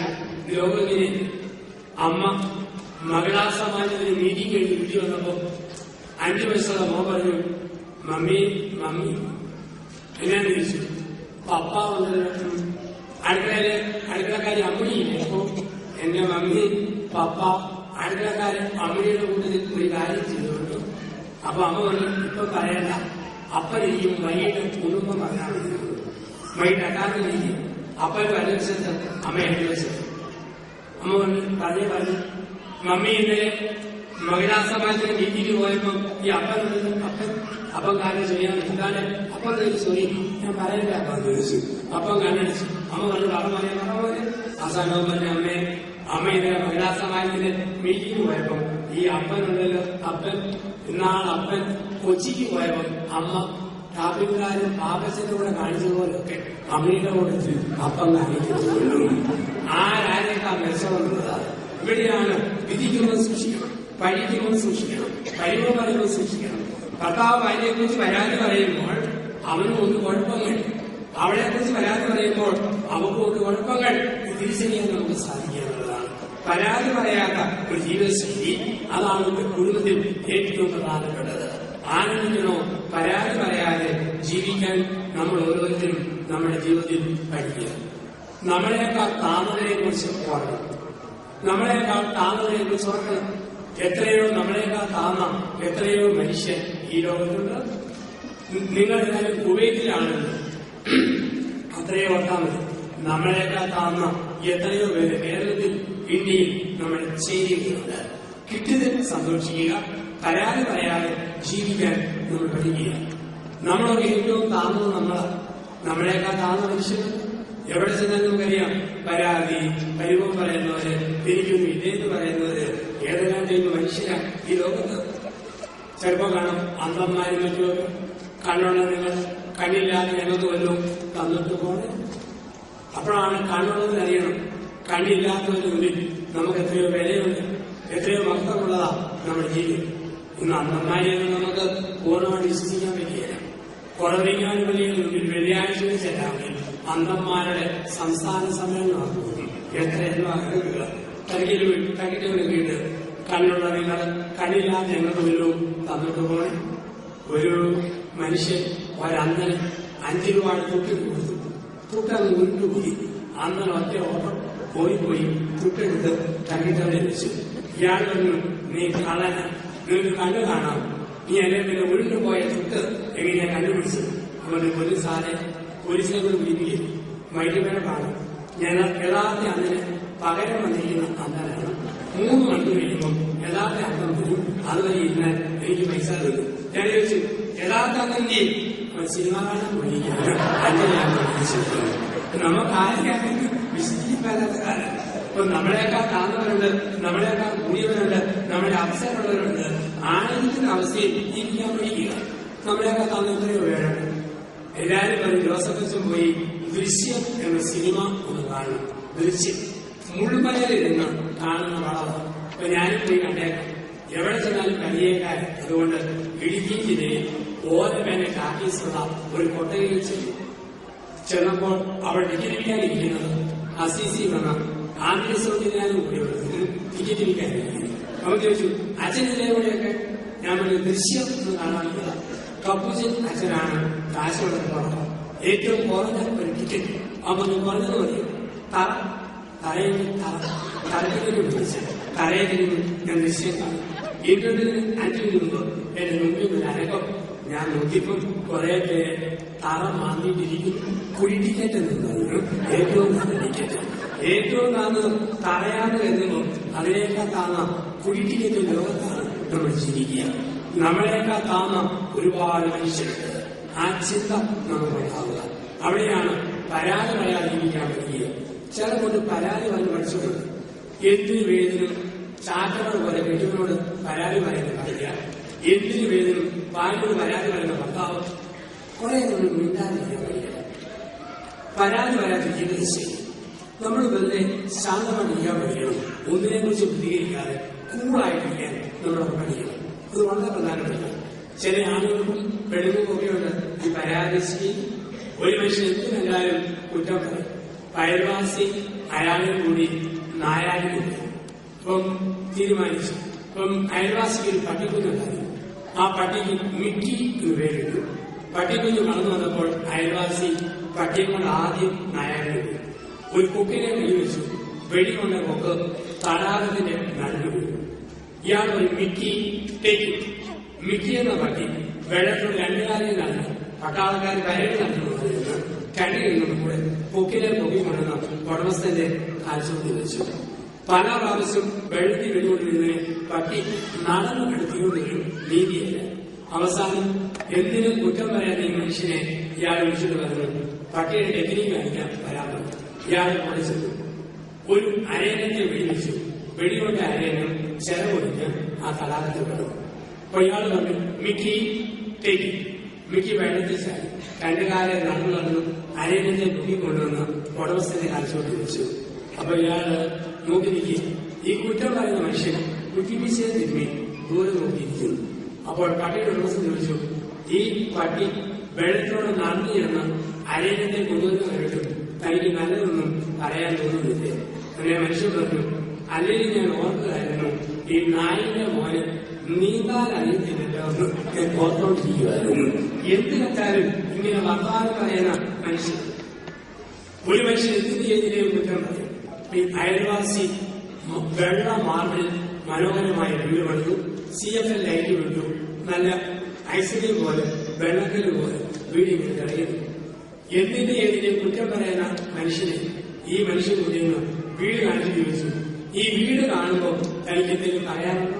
അപ്പോൾ അയാൾ പറഞ്ഞു, അല്ലെങ്കിൽ മൊത്തം നടന്നു പറയാം. എന്നാക്കെ പറഞ്ഞാലും ഈ കുന്തം പൊളിച്ചു മാറണമെങ്കിൽ അല്പം കഷ്ടപ്പെടുന്നതാണ്.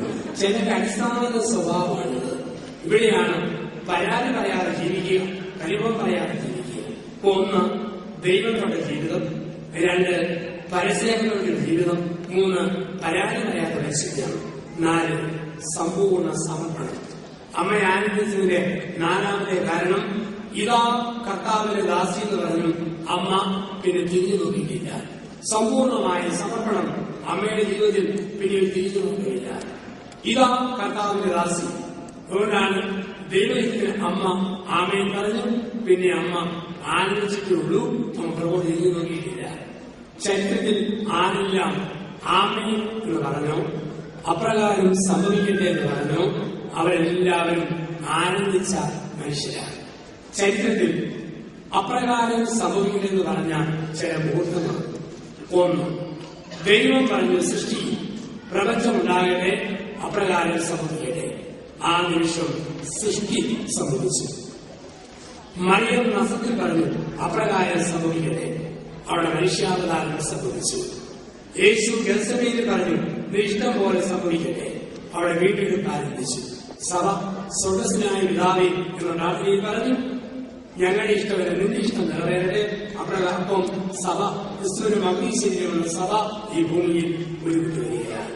അപ്രകാരം സംഭവിക്കട്ടെ. സമ്പൂർണ്ണ സമർപ്പണം.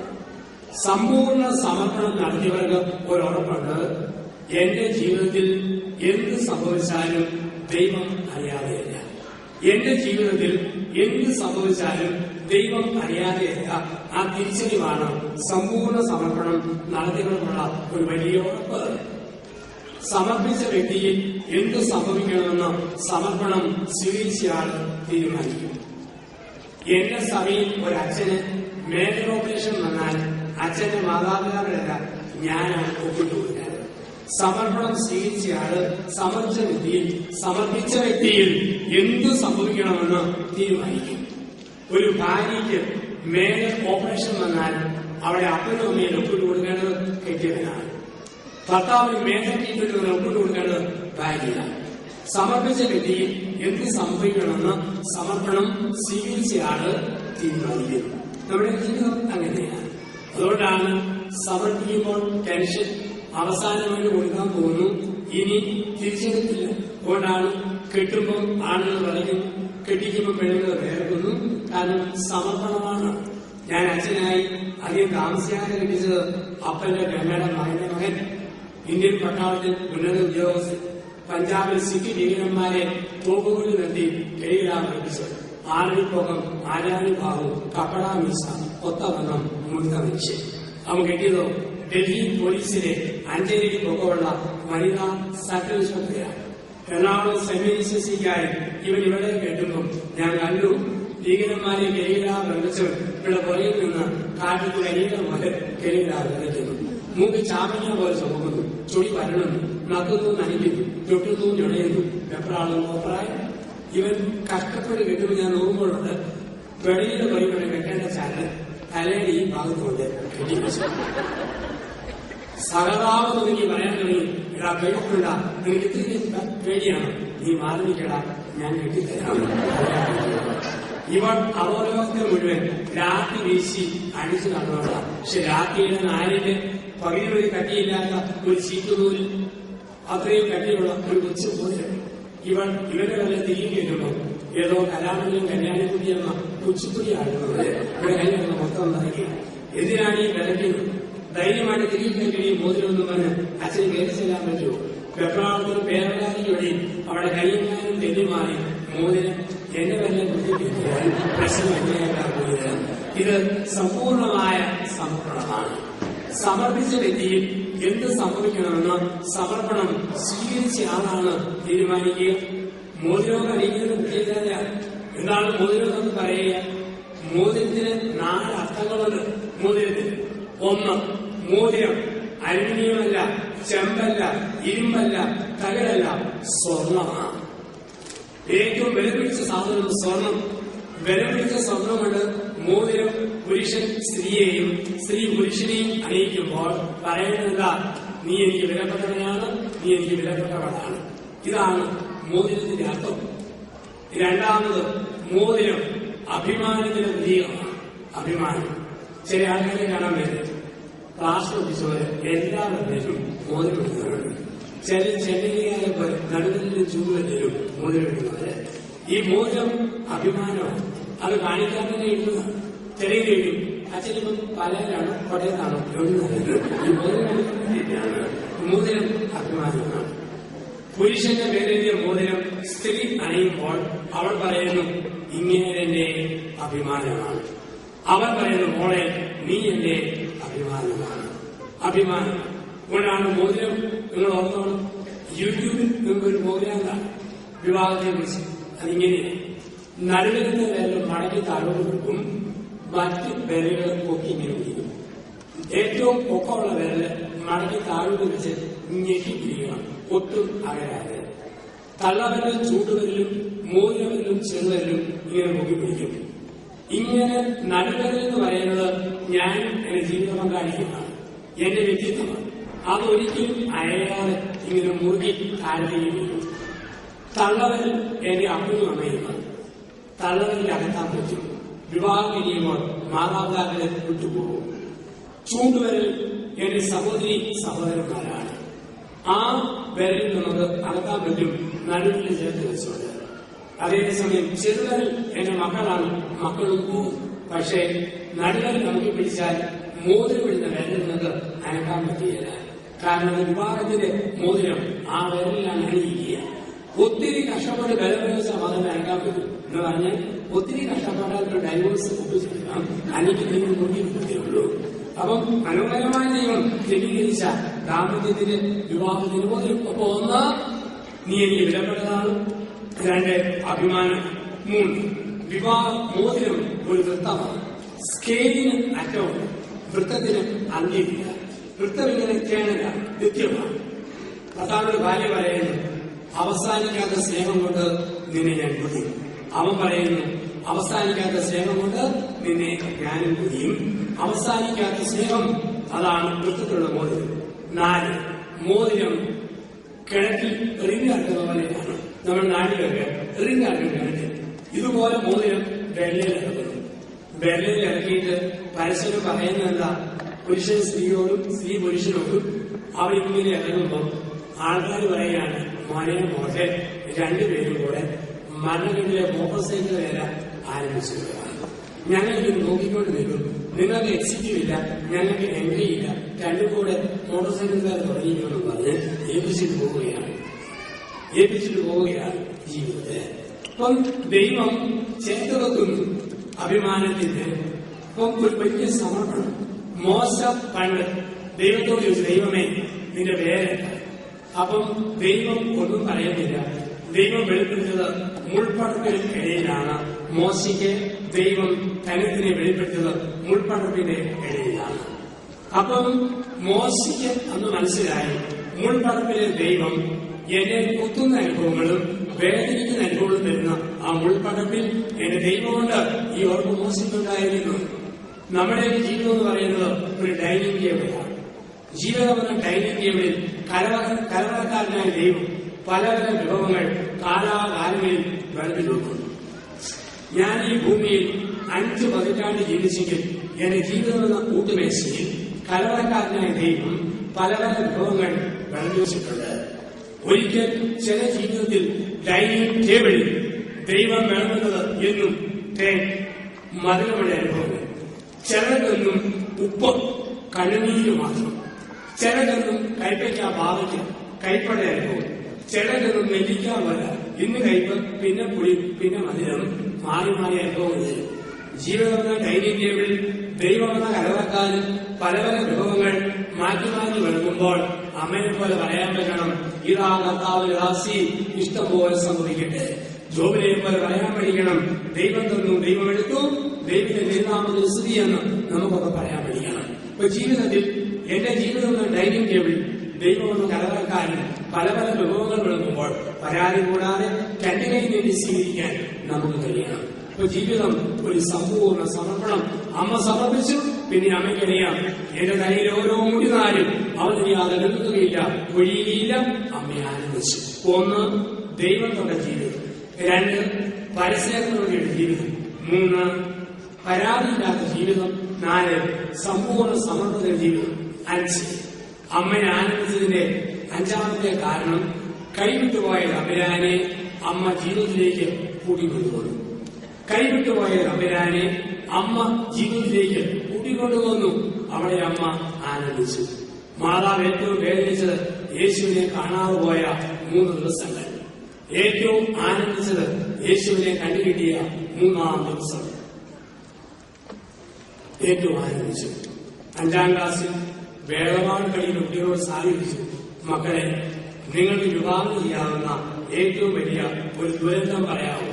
ഒരുത്തം പറഞ്ഞു വിമാനാപകടം, ഒരുത്തം പറഞ്ഞു തീവണ്ടി അപകടം, ഒരുത്തം പറഞ്ഞു സുനാമി, പൂങ്കുലുക്കം, കാട്ടുതീ. ഒരു കുട്ടി പറഞ്ഞല്ല, ഏറ്റവും വലിയ ദുരന്തം ഞാനും എന്റെ അപ്പനും കൂടെ ഇടവകയിലെ വലിയ പെരുന്നാളിന് പോയി. 10,000 ഒരുമിച്ച് കൂടി തിരുനാള്. അപ്പന്റെ കൈത്തന്നെ തൂങ്ങി കടുവാകളി മരണത്തിലെ മോട്ടോർ സൈക്കിൾ വേലയും കണ്ട് ഞാൻ ഇങ്ങനെ നടക്കുമ്പോൾ എന്റെ കൈ എന്റെ അപ്പന്റെ കയ്യിൽ നിന്ന് തെന്നിപ്പോയി. ഞാൻ വലിയ വായിലെ കാണാൻ തുടങ്ങി. ആൾക്കാരെ പറയാൻ കരയാതെ തുടങ്ങിയപ്പോ കടുവാകളി കാണിച്ചു തരാം. പക്ഷെ ഞാൻ വലിയ വായിലെ കരഞ്ഞുകൊണ്ടിരുന്നു. പിന്നെ എപ്പോഴോ ഒരിക്കൽ അപ്പന്റെ കയ്യെ എന്റെ കൈ കൊണ്ട് പിടുത്തം കൂടി. അപ്പോഴാണ് ഞാൻ ഏറ്റവും ആനന്ദിച്ചത്. പ്രിയപ്പെട്ടവരെ, നഷ്ടപ്പെട്ടു പോയ ജീവിതത്തെ അമ്മ കണ്ടുപിടിച്ചതുപോലെ നമ്മളും കണ്ടുപിടിക്കണം. അതാണ് ക്രിസ്തീയമായ ആനന്ദം. ബൈബിൾ വായന നിന്നുപോയോ ഒന്നേനെ തുടങ്ങണം. സന്ധ്യാപ്രാർത്ഥന നിന്നുപോയോ വീണ്ടും ആരംഭിക്കണം. കൊന്തയിൽ നിന്ന് നിർത്തിയോ തുടങ്ങണം. കുർബാനയ്ക്ക് പോകാൻ വീഴ്ചയുണ്ടോ വീണ്ടും ആരംഭിക്കണം. കുംഭസാരത്തിന് അകന്നുപോയോ ഒന്നേന്ന് തുടങ്ങണം. കൈവിട്ടുപോയ തമ്പുരാനെ വീണ്ടും തിരിച്ചു കൊണ്ടുവരുമ്പോൾ അമ്മയെപ്പോലെ നമ്മളും ആനന്ദിക്കും. 1980 രാകേഷ് ശർമ്മ ഇന്ത്യയിൽ നിന്നും ആദ്യമായി സൂര്യാകാശത്തിരിക്കുന്നു. ഇന്ദിരാഗാന്ധി പ്രധാനമന്ത്രിയാണ്. രാകേഷ് ശർമ്മ സൂര്യാകാശത്തിരിക്കുമ്പോൾ ഇന്ദിരാഗാന്ധി പ്രത്യേക കേബിൾ ഫോണിലൂടെ രാകേഷ് ശർമ്മ ചോദിച്ചു, രാകേഷ് ഹമാര ഭാരത് കൈസിയോ, നമ്മുടെ ഇന്ത്യ കണ്ടാൽ എങ്ങനെയുണ്ട്? രാകേഷ് ശർമ്മ ആകാശത്ത് നിന്നും ഭൂമിയെ നോക്കിയിട്ട് ഇന്ദിരയോട് പറഞ്ഞു, മാഡം ഹമാരാ ഭാരത് സാരേ ധാംസി അച്ഛ. ലോകത്ത് കാണാൻ ഏറ്റവും ഭംഗിയുള്ളത് നമ്മുടെ ഇന്ത്യയിലാണ്. 2000 വർഷം മുമ്പ് ദൈവമായ പിതാവ് ഗബ്രിയേൽ മാലാഖയോട് പറഞ്ഞു, സ്വർഗത്തിന്റെ കിളിവാതിൽ തുറന്ന് ഭൂമിയിലേക്ക് നോക്കുക, എനിക്ക് മനുഷ്യനായി അവതരിക്കാൻ പറ്റിയ ഒരു സ്ഥിതി ഭൂമിയിലുണ്ടോ? ഗബ്രിയേൽ ഭൂമിയിലേക്ക് നോക്കി, എല്ലാ പെണ്ണുങ്ങളെയും കണ്ടു. കൂട്ടത്തിൽ നസറത്തിലെ മറിയത്തെ കണ്ടിട്ട് ഗബ്രിയേൽ ദൈവത്തോട് പറഞ്ഞു, ദൈവത്തെ നോക്കി പറഞ്ഞു, മേരി സാനി തെഹാംസെ അച്ചി എന്ന് പറഞ്ഞു ഒരു വാക്ക് പറഞ്ഞു. ഇതാണ് മംഗളവാർത്ത. സ്ത്രീകളെ നീ അനുഗ്രഹിക്കും ഭാഗ്യവതിയാണ്. ഇതുപോലെ മറ്റൊരു പെണ്ണിനെ കണ്ടിട്ടില്ല, നീ സ്ത്രീകളിൽ ഭാഗ്യവതിയാണ്. ഗബ്രിയേൽ പറഞ്ഞു, ദൈവം ബുദ്ധിമുട്ടി. അങ്ങനെ മത്സ്യത്വ ചരിത്രത്തിൽ തെരഞ്ഞെടുക്കപ്പെട്ടു. പ്രിയപ്പെട്ടവരെ, ഈ അമ്മയുടെ വിഗ്രഹത്തിൽ നമ്മളെ ചേർത്ത് കൊള്ളുക.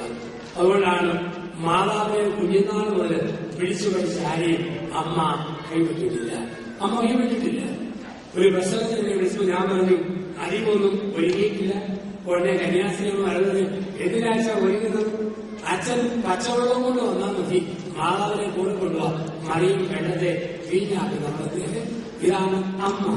നമുക്ക് എന്ത് തകർച്ചയിലും നോവലുകളിലും അമ്മയെ വിളിച്ച് കുതിരാത്തവർ, കുതിരീരാത്തവർ വിളിക്കാനുള്ള നാമം അമ്മ, പരിശുദ്ധമ്മ.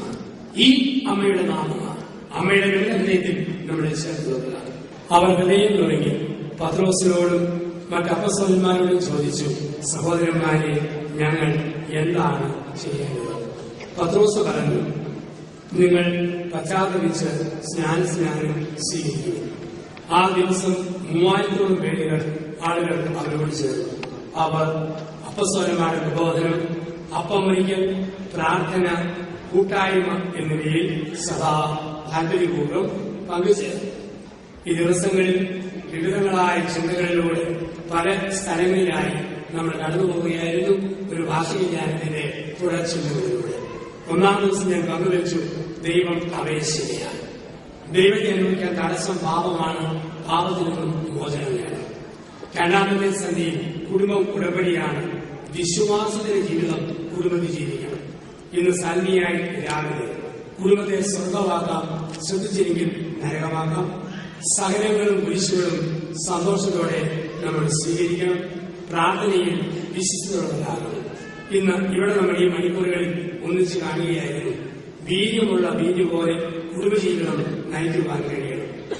വചനത്തിൽ അധിഷ്ഠിതമായ ഒരു കുടുംബജീവിതം നമ്മൾ നയിക്കുക. പരിശുദ്ധ അമ്മയ്ക്ക് പ്രാധാന്യം കൊടുക്കുന്ന ഒരു കുടുംബജീവിതം എങ്കിൽ സമാപനത്തിൽ എന്താണ് ക്രിസ്തുവിന്റെ തിരുസഭ? 2015 വർഷമായി ലോകത്തിൽ നിറഞ്ഞു നിൽക്കുന്ന അത്ഭുതം ക്രിസ്തുവിന്റെ തിരുസഭ. ഇന്ന് ലോകത്തിലെ ഏറ്റവും വലിയ സമൂഹം നമ്മളാണ്. ഫ്രാൻസിസ് മാർപ്പാട് വരവിന് ശേഷം 123 കോടിയായി നമ്മൾ ഇന്ന് വളർന്നു. ഇംഗ്ലണ്ടിൽ 10 ലക്ഷം പേര് അപേക്ഷ കൊടുത്ത് കാത്തു കിടക്കുന്നു ഈ സഭയിൽ ചേരാൻ.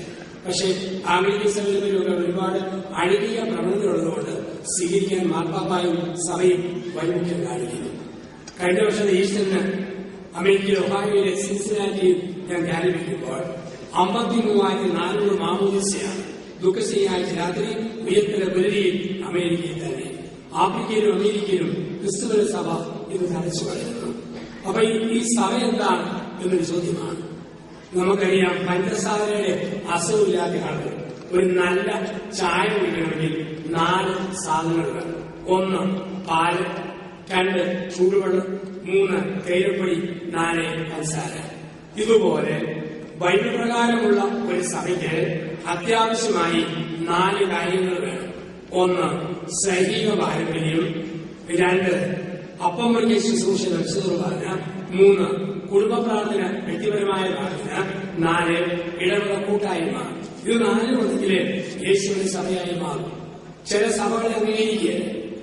സ്പിരിറ്റ് ജീസസുകാരൻ, എമ്പറമാനുകാരൻ, ദിവസ്യാമുലക്കാരൻ, ആനന്ദാനന്ദ ദിവസ്, സ്വർഗീയ വിരുന്നുകാരൻ, വൈയോഗന്. എവിടെയാണ് അപ്പസ്തോലിക പാരമ്പര്യം? എവിടെയാണ് അപ്പം വലിയ ശുശ്രൂഷ? ഏതെങ്കിലും ഒന്ന് ഇല്ലാത്ത സഭകളെ കത്തോലിക്ക സഭ അംഗീകരിക്കുക. അവര് പാപികളാണെന്നല്ല, ബൈബിൾ പ്രകാരം ശരിയല്ല. ഏതെങ്കിലും ഒന്ന് മുറിഞ്ഞു പോയവരാണ്. ഇന്ന് ചില ആൾക്കാരുണ്ട്, എല്ലാ സഭക്കാരുടെയും പ്രാർത്ഥനയിൽ പോകും. അവർ പോകാത്തത് 3 സഭകളിൽ മാത്രമാണ്. 1 നിയമസഭ, 2 ലോകസഭ, 3 രാജ്യസഭ. ബാക്കി എല്ലാ സഭയിലും കൊട്ടും കോരമെടുത്തും കയ്യും കാലും കൂട്ടിക്കൊണ്ട് പോകുന്നവരെ കാണാം. ഇവിടെയാണ് വ്യത്യാസം. ഇന്ന് രണ്ടു കൂട്ടം സഭകളുണ്ട്, അറിഞ്ഞിരിക്കുക. ഒന്ന്, പൗരോഹിത്യം ഉള്ള സഭകളും, രണ്ട്, പൗരോഹിത്യം ഇല്ലാത്ത സഭകളും.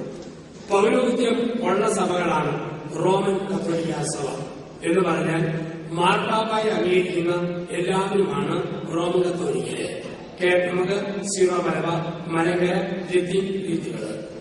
അതുപോലെ യാക്കോബായ സഭയെന്ന ഭാവാകക്ഷി, ഓർത്തഡോക്സ് സഭയെന്ന മെത്രാകക്ഷി. കത്തോലിക്ക സഭയും ഓർത്തഡോക്സ് സഭയും യാക്കോബായ സഭയും തമ്മിൽ രമ്യതയിലാണ്. കാരണം ദൈവമാതാവിനെ വിളിച്ച് പ്രാർത്ഥിക്കുന്ന എല്ലാ സഭകളിലും രമ്യതയിലാണ്. പൗരോഹിത്യം നമ്മളുമായി ഐക്യത്തിലല്ലാത്ത പൗരോഹിത്യ സഭകളാണ് മർത്തോമ സഭ, ആംഗ്ലിക്കൻ സഭ, CSI സഭ, CNA സഭ, ലൂതറൻ സഭ.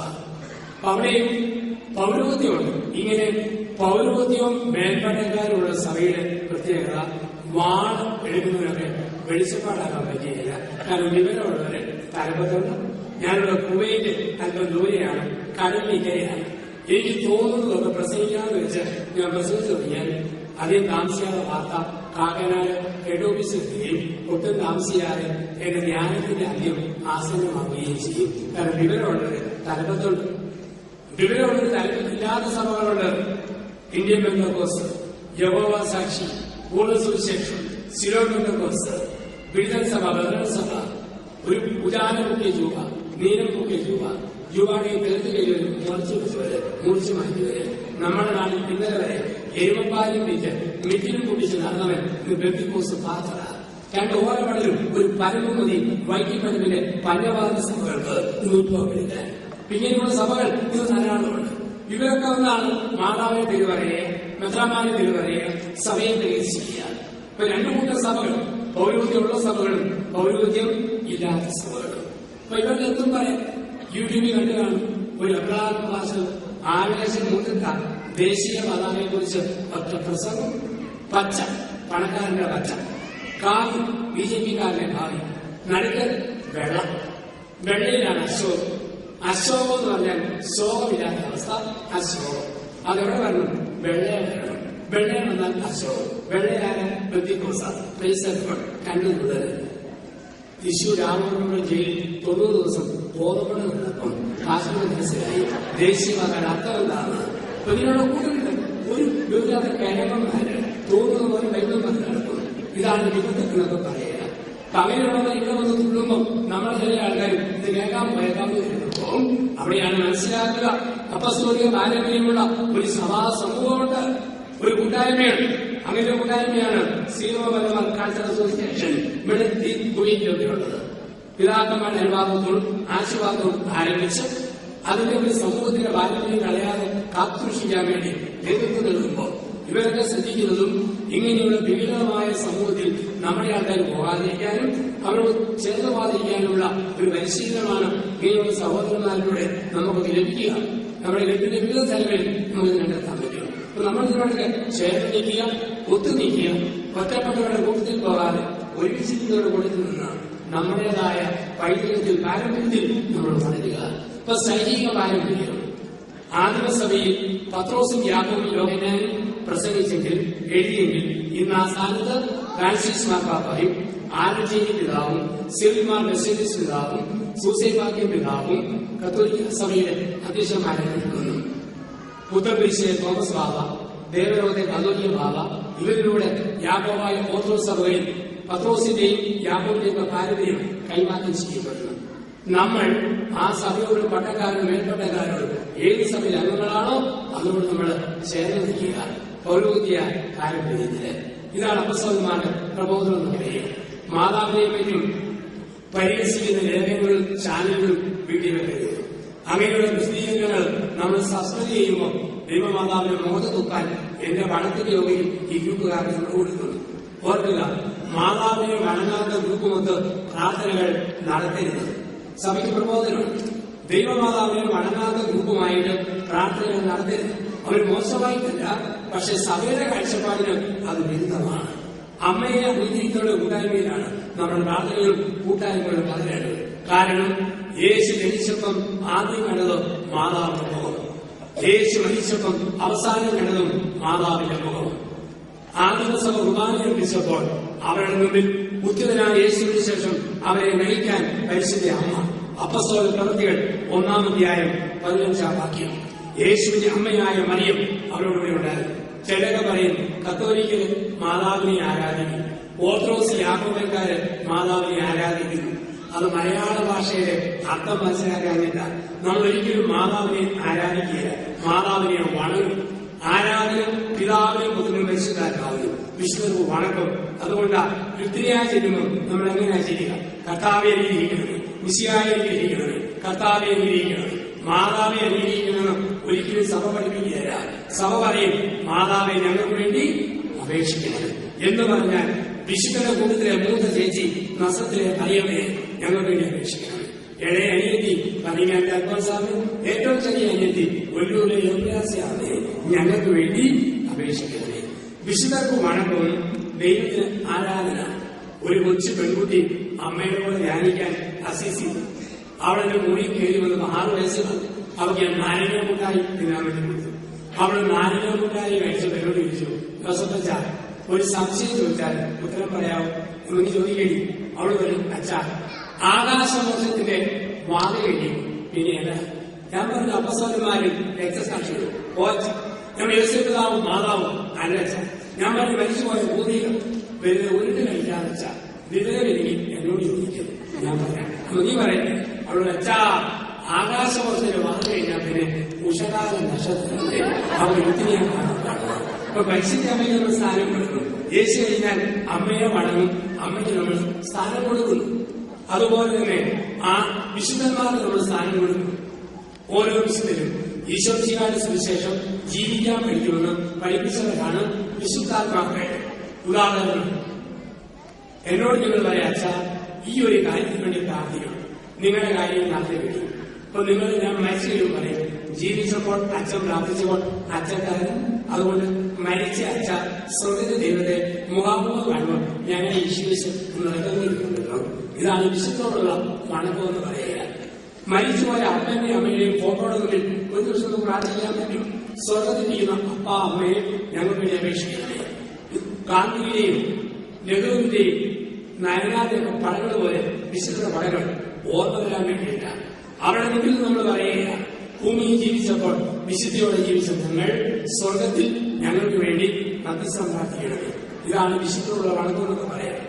ചില ആൾക്കാർക്ക് ഒരു കുഴപ്പമുണ്ട്, ഈശോയേക്കാൾ സ്ഥാനം വിശുദ്ധർക്ക് കൊടുക്കുന്നുണ്ട്. അതാണ് വിശാലിത്വം സിനിമ. യേശുവിന്റെ കൈകളും കാലുകളും കുരിശിനോട് ചേർത്ത് തറച്ചപ്പോൾ രക്തം ശീറ്റി കൊടുക്കുന്നു. ഒരമ്മച്ചി പൈസ നിന്ന് പ്രാർത്ഥിക്കുക, എന്റെ അൽഫോൻസ അമ്മേ ഈശോ മിശിഹായെ രക്ഷിച്ചു.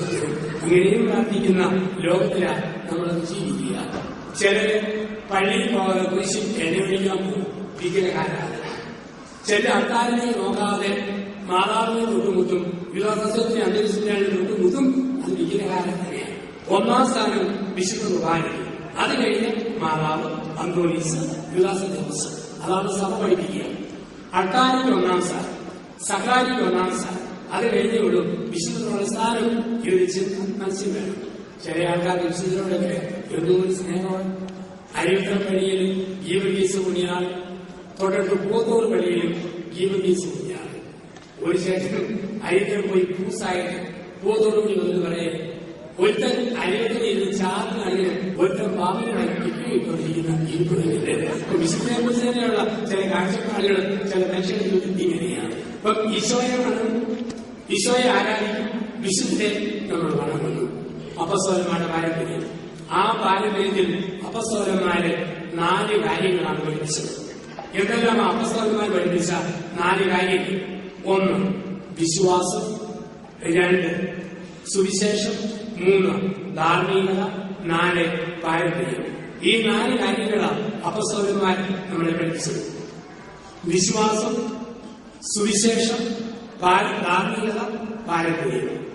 ലോകത്തെവിടെ ചെന്നാലും നമ്മുടെ വിശ്വാസം എല്ലായിടത്തും, യൂറോപ്പിലും അമേരിക്കയിലും ആഫ്രിക്കയിലും ഓസ്ട്രേലിയയിലും ഏത് ഭൂഖണ്ഡത്തിലും ഒരു വിശ്വാസം. ആ വിശ്വാസമാണ് നമ്മൾ ആഘോഷിക്കുന്നത്. സത്യവിശ്വാസം വെള്ളം ചേർക്കാതെ നമ്മൾ സൂക്ഷിച്ചു, നമ്മുടെ കാരണവന്മാരെ സൂക്ഷിച്ചു, അത് ഇതിന്റെ ഫലമായി ഇവിടെ കാണുന്ന വിശ്വാസികളുടെ ഈ വലിയ സമൂഹം, അപ്പനന്മാരുടെ വിശ്വാസം, അമ്മ മുലപ്പാലിനോട് ചേർത്ത് കുഞ്ഞുങ്ങളെ പഠിപ്പിച്ച് കുരിശു വരാം, സഭയുടെ പാരമ്പര്യം, വിശ്വാസ പാരമ്പര്യം, അത് നമ്മൾ വെള്ളം ചേർന്നിട്ടില്ല. അതുകൊണ്ടാണ് യൂറോപ്പിൽ, അമേരിക്കയിൽ, ലോകത്ത് എവിടെ ചെന്നാലും സഭയുടെ മക്കൾ ആയിരങ്ങൾ ഒരുമിച്ച് കൂടുന്നു. തെറ്റാത്ത വിശ്വാസം നമുക്കുണ്ട്. അപ്പോസ്തലന്മാർ 2 സുവിശേഷം, 4 സുവിശേഷങ്ങൾ, മത്തായി, മാർക്കോസ്, ലൂക്കാ സുവിശേഷം, ആ യോഹന്നാൻ സുവിശേഷം നമുക്കുണ്ട്. ലോകത്ത് എവിടെ ചെന്നാലും ഈ സുവിശേഷങ്ങളേ ഉള്ളൂ. ആ നമുക്കുണ്ട് വിശ്വാസം, സുവിശേഷം. 3 ധാർമ്മികത. കേരള സഭയുടെ ഏറ്റവും വലിയ നേട്ടമാണ് ധാർമ്മിക പാരമ്പര്യം. ആണും കൂടെ ജീവിക്കുന്ന, പെണ്ണും കൂടെ ജീവിക്കുന്ന അഴുകിപ്പോയ ധാർമ്മിക ജീവിതം നമുക്കില്ല. നമ്മുടെ ജീവിതത്തിന് ഒരു വലിയ ഗൗരവമുണ്ട്. അതുകൊണ്ടാണ് ഏറ്റവും കൂടുതൽ അച്ഛന്മാരുണ്ടാകുന്ന സഭ കേരള സഭ, ഏറ്റവും കൂടുതൽ ശിഷ്യരുണ്ടാകുന്ന സഭ കേരള സഭ. നല്ല ചിട്ടയുള്ള അപ്പനന്മാർക്ക് പിറക്കാൻ ഭാഗ്യം ലഭിച്ചു. ഇവിടെ ഇരിക്കുമ്പോൾ പെറ്റുവളർത്തിയ അമ്മയും വളർത്തിയ അപ്പനെയൊക്കെ നമ്മൾ ഓർക്കണം. അവർ കൈമാറ്റം ചെയ്യപ്പെട്ട ധാർമ്മികത. 1 വിശ്വാസം, 2 സുവിശേഷം, 3 ധാർമ്മികത, 4 പാരമ്പര്യം. കേരള സഭയുടെ പ്രത്യേകതയാണ് പാരമ്പര്യത്തോടുള്ള ഒരു വലിയ വിശ്വസത. പൗരസ്ത്യ സഭകൾ പാരമ്പര്യത്തിന് വലിയ ഊന്നൽ കൊടുക്കുന്നുണ്ട്. അതുകൊണ്ടാണ് ചില കാര്യങ്ങൾ ബൈബിളിൽ ഇല്ലെങ്കിൽ വേണ്ട, പാരമ്പര്യത്തിലുണ്ടെങ്കിൽ അത് മതി. കാരണം എഴുതപ്പെട്ട ബൈബിളിനേക്കാൾ വിലപ്പെട്ടതാണ് എഴുതാത്ത ജീവിത പാരമ്പര്യങ്ങൾ. കാരണം 1-ാം സ്ഥാനം പാരമ്പര്യത്തിന്, 2-ാം സ്ഥാനമേ സുവിശേഷത്തിനുള്ളൂ. കാരണം സുവിശേഷം എഴുതപ്പെട്ടത് സഭയുടെ പാരമ്പര്യം ആരംഭിച്ച് 32 വർഷം കഴിഞ്ഞാണ്. ചരിത്രം പഠിക്കാൻ മുമ്പ് ബഹളം വെക്കുന്നവർ പൊട്ടത്തങ്ങൾ പറയും, ബൈബിളിൽ അത്യാവശ്യമില്ല. തോമസ് ഇന്ത്യയിൽ വന്നത് AD 52. എവിടെയാണ് സുവിശേഷമുള്ളത്? ഒരു സുവിശേഷവും ഇല്ല. സുവിശേഷം AD 65 മാർക്കോസ്, 70 മത്തായി, 90 യോഹന്നാന്റെ പാരമ്പര്യങ്ങള്. തോമസ് ഇന്ത്യയിൽ വന്നത് പാരമ്പര്യമായിട്ടാണ്. പിന്നീടാണ് സുവിശേഷം എഴുതപ്പെട്ടത്. ഈശോ ഉള്ളപ്പോൾ സഭയുണ്ട്. സഭയുണ്ടായി 30 വർഷം കഴിഞ്ഞാണ് സുവിശേഷം എഴുതപ്പെട്ടത്. അപ്പം ചില കാര്യം ബൈബിളിലില്ല.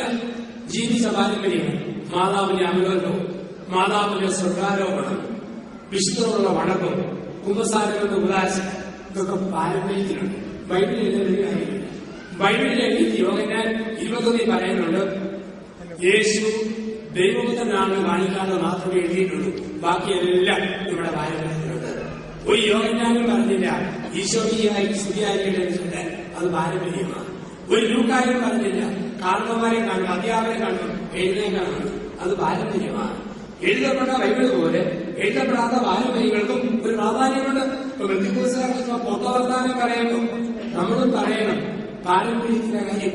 ഈ പാരമ്പര്യം എഴുതപ്പെട്ട ലിഖിതത്തെക്കാൾ വിലപ്പെട്ടതാണ്. 1 വിശ്വാസം, 2 സുവിശേഷം, 3 ധാർമ്മികത, 4 പാരമ്പര്യം. അതുകൊണ്ടാണ് സഭയോട് ചേർന്ന് വേണം ദൈവത്തിന്റെ വചനം പഠിക്കാനായിട്ട്. ഓരോരുത്തർ തോന്നുന്ന വിധത്തിൽ ബൈബിള് പഠിപ്പിക്കുമ്പോൾ നമ്മൾ സഭയോട് ചേർന്ന് ദൈവത്തിന്റെ വചനം പഠിക്കണം. ആർക്ക് വേണമെങ്കിലും എങ്ങനെ വേണമെങ്കിലും വചനം പറയാറില്ല. അസ്ഥാനത്തെ വിളയാണ് കള. അപ്പസ്തോലിക പാരമ്പര്യം എന്ന് പറഞ്ഞാൽ ബൈബിൾ പഠിപ്പിക്കുന്ന സഭയുടെ ഒരു പാരമ്പര്യമുണ്ട്. അതിനോട് ചേർന്ന് വേണം ബൈബിൾ പഠിക്കാനായിട്ട്. എന്താണ് കള? അസ്ഥാനത്തെ വിളയാണ് കള. ചില വാക്കുകൾ അസ്ഥാനത്ത് പറഞ്ഞാൽ അത് വികൃതമായിട്ട് മാറും. ഉദാഹരണം, പ്രൈസ് ദി ലോർഡ് എന്ന് പറയുന്ന ഒരു നല്ല വാക്ക് പറയട്ടെന്ന് പറയുന്നത്. ഒട്ടും സാക്ഷ്യം പറയുക, ഞാൻ ലോകത്തിൽ പാപത്തിലായിരുന്നപ്പോൾ ഒരുപാട് പെണ്ണുങ്ങളുടെ പുറകെ പോയിട്ടുണ്ട്. എത്ര പേരുടെ പുറകെ പോയത് കൃത്യം എണ്ണം പറയാൻ പറ്റുകയില്ല. എന്തൊരു ദിവസമായിരുന്നു അത്. പ്രൈസ് ദി ലോർഡ് അവിടെ പറയേണ്ട വാക്കെന്തെല്ലോ ഇത് പറയാൻ വേറെ സ്ഥലത്തെത്തണം. ഓരോന്നും സ്ഥലമുണ്ട്, അതതിന്റെ സ്ഥാനത്ത് കിടക്കണം. ഓരോ മതപ്രാന്തന്മാരെല്ലാം മതത്തിലുണ്ട്. ഖുർആൻ വളരെ നല്ലതാണ്.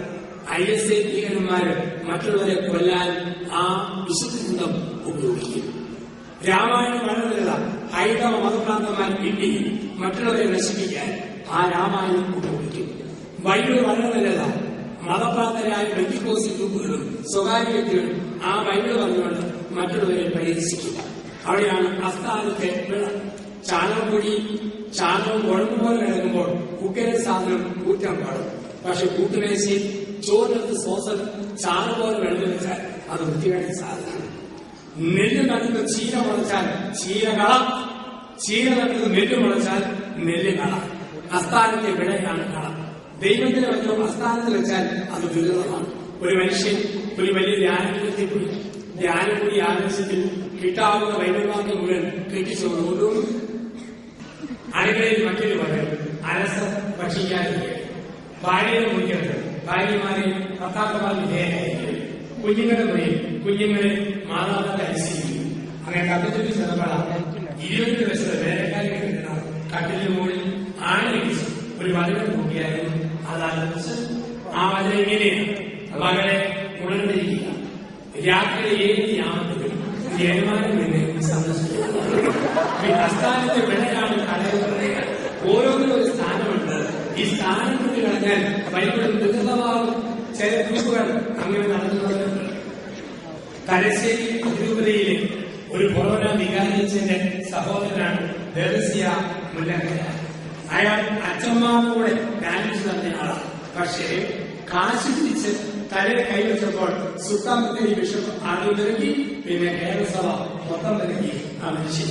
അതിനുശേഷം കുർബാനയും മാതാവിനെയും തെരുവറിഞ്ഞുകൊണ്ട് രോഗശാന്തി കൊടുക്കുന്ന മനുഷ്യനായി ദേവസ്യ മുല്ലക്കര ഓടി നടത്തുന്നു. കോട്ടയത്ത് സുഖിതിരുന്നുകാരൻ തന്നു. നാഗമഠം മൈതാനം മാതാവിനെയും വിശുദ്ധനെയും പരിഹരിച്ച മനുഷ്യൻ ആയിരങ്ങൾ ഒന്നുകൂടി. പക്ഷേ അത്ഭുതം തങ്കു പ്രസവിച്ചതിന് തൊട്ടിപ്പുറത്ത് അന്തോത്സവയാണ് ഒരു രൂപം. അത് മുങ്ങി വന്നു. ഇന്ന് ചൊവ്വാഴ്ചകളിൽ 50,000-ഓളം പേര് ഒരുമിച്ച് കൂടി അന്തോത്സവയാണ് മധ്യസ്ഥത നാഗമഠം ആ കപ്പലിൽ നടത്തുമ്പോൾ തങ്കുവിന്റെ രഹസ്യങ്ങളുടെ എണ്ണം കോട്ടയത്തെങ്കിലും എണ്ണം കുറഞ്ഞു വന്നു. കാഞ്ഞിരപ്പള്ളിയിലെ കൊച്ചുമുതലാളി കവലക്കുട്ടിയിട്ട് നടത്തുന്ന ആനന്ദാനന്ദ ദിവസം ഒരു ഭാഗത്ത് അച്ഛന്മാരോട് ധ്യാനിച്ചു തന്നെയാണ്. ദൈവശാസ്ത്ര പഠനമില്ലാത്ത മനുഷ്യൻ സ്വന്തം വികാരം ധ്യാനമായി പ്രസംഗിച്ചപ്പോൾ കാഞ്ഞിരപ്പള്ളി രൂപത്തിൽ നിന്നും സഭയിൽ നിന്നും അദ്ദേഹം പുറത്തുകൊണ്ടു. ഇരിങ്ങാലക്കുടത്താണ് ഏറ്റവും ഒരു ദുരിതമായ സംഭവം. മുരിയാട് എന്ന സ്ഥലത്ത് എംമാരുകൾ കട്ടപ്പനക്കാരൻ സാർ അവിടെ നിൽക്കത്തേലില്ലാതെ പ്രാന്തൻ മുരിയാട് തീർന്നു. എന്തെല്ലാം പ്രാന്തമായ പ്രബോധനമാണ് അയാൾ പഠിപ്പിക്കുന്നത്. ബക്കറാത്താളുടെ മുരിയാട് അന്ത്യവിധി ഇരിങ്ങാലക്കുടയാണ് വരാൻ പോകുന്നത്. അവിടെ 300 കെട്ടിടങ്ങൾ ആൾക്കാരെ കൊണ്ട് പണിയിപ്പിച്ചു വെച്ചു. എല്ലാം ഇപ്പം തീരുമെന്ന് പറഞ്ഞ് കവിളിക്കപ്പെട്ട മനുഷ്യർ പല പ്രാവശ്യം ലോകം അവസാനിക്കുന്നവന് അവസാനിച്ചില്ല. അവസാനം ഇയാൾ പറഞ്ഞു ഒരു രക്ഷകൻ അയാളുടെ കൂടാരത്തിൽ പിറക്കും. പക്ഷെ 6 മാസം മുമ്പ് വരുന്നത് വഴി മാറി രക്ഷകയായി പോയി. ഇന്ന് ക്രിമിനൽ കേസാണ്. അയാൾക്ക് ഒരു സ്ത്രീ ഉണ്ടായിരിക്കുന്നു പറഞ്ഞു ഇന്ന് കോടതി കേസ് അയാൾക്കെതിരെ 100 കുടുംബങ്ങൾ വിട്ടുപോകുന്നു. അനേകം പെട്ടുകിടക്കുന്നു വിട്ടുപരാൻ ഒരുങ്ങിക്കൊണ്ട്. അയാൾ പറയുന്നത് നരകം നമ്മൾ നിൽക്കുന്നിടത്തുനിന്ന് 9 കിലോമീറ്റർ കീഴെയാണ്. എവിടെ നിന്നാലും അവിടെ 12,000 ഡിഗ്രി ചൂടിൽ ലാവ തിളച്ചുകൊണ്ടിരുന്നു. ആ ലാവ തിളച്ചു കഴിയുമ്പോൾ ഇയാളുകൂടെ ചേരാത്ത പരേതാത്മാക്കൾ ആ ലാവയിൽ വാർത്തുപിടിക്കപ്പെട്ടു. കമ്പ്യൂട്ടർ കെട്ടിയിറക്കി ലാവയിലെ കരച്ചിൽ ഇയാളുടെ കാര്യം. അത് കേട്ടപ്പോഴാണ് മനസ്സിലായത് എല്ലാ പരേതാത്മാക്കളും കോട്ടയം ജില്ലക്കാരും മലയാളികളും മാത്രമാണ് അവിടെ പോയത്. എല്ലാ ആത്മാക്കളും കരയുന്നു. മാതാവ് എന്തൊരു നമ്മൾ ഈശോയെ കൊള്ളുന്നു, എന്തൊരു ചൂട്. 3-4 പാണ്ഡ്യാത്മാക്കളെയും 5-6 കുഞ്ഞാത്മാക്കളെയും കൂടെ അയാൾ ഇടാവുന്നു. ഇങ്ങനെ കളിപ്പിക്കുന്ന ഗ്രൂപ്പുകൾ ധാരാളമാണ്. അതുകൊണ്ടാണ് പറയുക സഭയിൽ അധികാരവും അറിവും ഉള്ളവരോട് ചേർന്ന് ദൈവത്തിന്റെ വചനം പഠിക്കണം. സഭയോട് തന്നെ പഠിക്കണം. അവിടെയാണ് നമ്മുടെ SMCയിലെ പ്രസക്തി. അവിടെയാണ് നമ്മുടെ ഇടവക സമൂഹത്തിന്റെ പ്രസക്തി. ഇല്ലെങ്കിൽ പാളിൽ പോകാവുന്ന പ്രബോധനങ്ങളുമായിട്ട് പല പ്രബോധകരും കണ്ടുവരും. അതിനെ ഒട്ടിപ്പോകാതിരിക്കണം. ഇങ്ങനെയുള്ള ചിട്ടയുള്ള ഗ്രൂപ്പുകളും ക്രമീകരണങ്ങളും ഒക്കെ നമുക്ക് ആവശ്യമാണ്. അപ്പൊ സഭയിൽ ബൈബിൾ പഠിക്കണം. നമുക്ക് ദിവ്യജ്ഞാനത്തിന്റെ വരവിന് ശേഷമാണ് സത്യം പറഞ്ഞാൽ ഒരു ഉണർവ് കേരളസഭയിലുണ്ടായത്. കോട്ടയിലെ ജ്ഞാനത്തോടു കൂടിയാണ് ബൈബിൾ പഠനങ്ങളും ബൈബിൾ എല്ലാവരെയും എത്തിച്ചു കൊടുത്തൊക്കെ ദിവ്യന്റെ വലിയ ദൗത്യമായിരുന്നു. ഇന്ന് എവിടെ ചെന്നാലും ഒരു ബൈബിൾ ആത്മീയമുണ്ട്. കൊച്ചുപിള്ളേർ പോലും ഇന്ന് ബൈബിൾ കാണാൻ പാടില്ല. ഒരച്ഛൻ ബുദ്ധനായിട്ട് വഴി വന്നപ്പോ ഒരു കൊച്ചു കുട്ടിയോട് പിള്ളേർ വഴിമെന്ന് കഴിക്കുക. അച്ഛൻ ഒരു കുട്ടിയെ വിളിച്ചു, മോനെ നിന്റെ പേരെല്ലാം. അവൻ ചോദിച്ചു, അച്ഛാ ബൈബിളിലെ പേര് പറയണം അതോ ഹാദിപ്പുകയിലെ പേര് പറയണം? ഹാദിപ്പുകയിലെ പേര് പറയാം. തോമസ് കേറ്റി ബൈബിളിലെ പേര് പറഞ്ഞ് 1 പത്രോസ് 2:4. അച്ഛൻ ബൈബിളിൽ കൊണ്ടു നോക്കിയിട്ടും അവന്റെ പേരവിടെ കേട്ടില്ല. പിറ്റേ ഞായറാഴ്ച ഇവനെ പള്ളി കണ്ട് അന്വേഷിച്ചു, നിന്റെ പേര് പറഞ്ഞപ്പോ 1 പത്രോസ് 2:4 അതെന്നാ പേരാണ്? അവർക്ക് അച്ഛന് മനസ്സിലായി വിഷമമില്ല. എന്റെ അച്ഛ ഞാൻ പറഞ്ഞത് നമ്മുടെ ഇടവകയില് 1-ാം വാർഡിൽ താമസിക്കുന്ന പത്രോസിന്റെ 2-ാം വാർഡിലുള്ള 4-ാമത്തെ പിന്നെ വൈദ്യുപ്രകാരം മനുഷ്യൻ ഉത്തരങ്ങൾ കണ്ടുപിടിക്കുന്ന ലോകത്തിലാണ്. ചില കുടുംബത്തിലാണെങ്കിൽ അപ്പനും അമ്മയും സൂപ്പർ കരിസ്മാറ്റിക്, ചില അമ്മച്ചിമാര് വെറും കരിസ്മാറ്റിക് അല്ല, കരിസ്മാറ്റിക് ബ്ലാക്ക് ബെൽറ്റ് എന്ന് വിളിക്കാം. അമ്മച്ചിയുടെ കോളേജിൽ പോകുന്ന മക്കൾ വിശ്വസിക്കുന്നു. 8 പഠിക്കുന്ന 13 വയസ്സുകാരൻ ക്രിസ്ത്യൻ കമ്മിറ്റിച്ചു. ധ്യാനം കഴിഞ്ഞ് വെള്ളിയാഴ്ച രാത്രി വന്നപ്പോൾ പാട്ടുപാടി പ്രാർത്ഥിച്ച് സ്വരമടച്ച മോന്റെ വരവ്. അവൻ കിടന്നുറങ്ങി. എന്നും രാവിലെ 6 മണിക്കെങ്കിലും അവൻ ശനിയാഴ്ച രാവിലെ 7 മണിയായിട്ടും 10 മണിയേഴും ഇട്ടാപോലെ ചുരുട്ടി നിന്നു. പഴയ സ്വഭാവത്തിലാണ് അമ്മ മുടിക്കണം അടിച്ചു വാരുന്ന പുല്ലിന്റെ ചുരുമുടി നോക്കും മുതുപിശാന്റെ പൊങ്ങണം. ഇപ്പൊ അമ്മയ്ക്ക് അയൽ വർത്താനം പറയാൻ പറ്റിയത് അതിൽ പറഞ്ഞാൽ 15 വരും. മൂടി പൊതിച്ചു കിടക്കുന്ന മോന്റെ അടുത്ത് ചെന്ന് അമ്മ അകലെ മുഴിച്ചെന്നു. ഫ്രിഡ്ജിൽ നിന്നും ഒരു സ്റ്റീൽ കിട്ടുന്നവരെ തണുത്ത വെള്ളം വെക്കുന്നു. പൊതിച്ച് മൂടിക്കിടന്ന തലയിലെ പുറപ്പ് മാറ്റി തെളിഞ്ഞു വന്ന വീതിയുള്ള നെറ്റിത്തരത്തിൽ കിട്ടിവാങ്ങുന്ന വെള്ളം കുരിശാലിനെ ധാരധാരയായി ഒഴിച്ചുകൊണ്ട് അമ്മ ഒരു വചനം പറഞ്ഞു. മകനെ ഉണരുക, മഹത്വത്തിന്റെ രാജാവ് എഴുന്നേൽക്കുന്നു. ഈ മോനം ഞെട്ടി എഴുന്നേറ്റ് അമ്മയൊരു നോട്ടം ഒരു വചനവും പറഞ്ഞ് തിരിച്ചൊരു കിടപ്പ്. സ്ത്രീ, എനിക്ക് നിനക്ക് തമ്മിലല്ല, എന്റെ സമയം ഇനിയും ആയിട്ടില്ല. അപ്പൊ വചനം പറയുന്ന അമ്മ, വചനം പറയുന്ന മക്കൾ ഇന്ന് വചനത്തിന്റെ ലോകത്തിലാണ്. ഇവിടെയാണ് സഭയിൽ സഭയോടൊത്ത് ദൈവത്തിന്റെ വചനം പിടിക്കണം. സഭയിൽ സഭയോടൊത്ത് അമ്മയായ വചനങ്ങൾ പഠിക്കണം. അമ്മയായ സഭയോട് നമ്മൾ ചേർന്നിരിക്കണം. ഇതിന് മൊത്തം പറയുന്ന വാക്ക് അപ്പസ്തോലമായ പ്രബോധനം. 2-ാമത്തെ തൂണ് അപ്പം മുറിക്കൽ ശുശ്രൂഷ. ഒരു സഭയെ സഭയാക്കുന്ന പ്രധാനപ്പെട്ട ഘടകമാണ് വിശുദ്ധ കുർബാന. വിശുദ്ധ കുർബാനയുള്ള സഭകൾ വളരും. കുർബാനയില്ലാത്ത സഭകൾ 3 കഷണങ്ങളായി പിഴരും. ബെന്തിക്കോസ് ഗ്രൂപ്പുകൾ എന്ന 1000 ഗ്രൂപ്പുകളുണ്ട് ലോകത്ത്. കാരണം അവരെ ഒരുമിപ്പിക്കുന്ന കുർബാനയില്ല, ഒന്നിപ്പിക്കുന്ന അൾത്താരയില്ല, മുറിക്കുന്ന അപ്പവും ചിന്തപ്പെടുന്ന രക്തവും അവർക്കില്ല. സ്നേഹത്തിന് നടത്തും, പക്ഷെ കൗതാശികമായി ഒരു കുർബാനയില്ല. എവിടെ അപ്പം മുറിക്കലുണ്ടോ അവിടെ സഭ വളരും. അതാണ് യോഹന്നാൻ 6:10. യേശു അപ്പം മുറിച്ചെടുത്ത് പച്ചപ്പുല്ല് തഴച്ചു പറഞ്ഞു.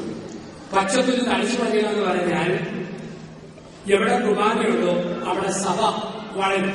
ഞാൻ 2 വർഷം മുമ്പ് സിംഗപ്പൂരിൽ ധ്യാനിപ്പിക്കുമ്പോൾ ഞാൻ കണ്ടു 200-ലധികം ആൾക്കാർ, എഞ്ചിനീയേഴ്സ്, ഡോക്ടേഴ്സ്, അധ്യാപകർ, ബാങ്കിങ് കത്തോലിക്കാ സഭയെ ചേരാൻ വേണ്ടി ഞായറാഴ്ച തോറും വേദപാഠം പഠിക്കും. അവിടുത്തെ ബിഷപ്പ് പറഞ്ഞു, അച്ഛൻ്റെതായ ശൈലിയിൽ സഭയെക്കുറിച്ച് ഇവരോടൊന്ന് പറയണം. ഞാൻ ചോദിച്ചു, കത്തോലിക്കാ സഭയിലേക്ക് നിങ്ങളെ ആകർഷിക്കുന്ന ഘടകം ഏതാണ്? അവർ പറഞ്ഞു, അച്ഛാ, നിങ്ങൾക്ക് വിശുദ്ധ കുർബാനയുണ്ട്, തലപ്പത്ത് ആൾക്കാരുണ്ട്, മറ്റ് മതങ്ങളെയൊന്നും നിങ്ങൾ നിന്ദിക്കുകയില്ല. അതുകൊണ്ട് കാത്തലിക് ചർച്ചിലേക്ക് ഞങ്ങൾക്ക് ആകർഷണം തോന്നുന്നു. കുർബാനയുള്ള ഒരു സമൂഹം എന്ന രീതി കൊണ്ടാണ് പറയുക. കുർബാനയിലൊക്കെ നമ്മൾ പൂർണ്ണമായിട്ട് പങ്കെടുക്കണം, ആദ്യാവസാനം പങ്കെടുക്കണം. വലിയ അക്കണത്തില് ആദ്യാവസാനം പങ്കെടുക്കണം. ഏതെങ്കിലും അറ്റവോ മുറിയോ കണ്ടിട്ട് കുർബാന കാഴ്ചവെച്ചിട്ടില്ല, കുർബാന ഒപ്പിച്ചു അർപ്പിച്ചു എന്ന് പറയരുത്. അർപ്പിക്കണം ആദ്യം മുതൽ അവസാനം വരെ.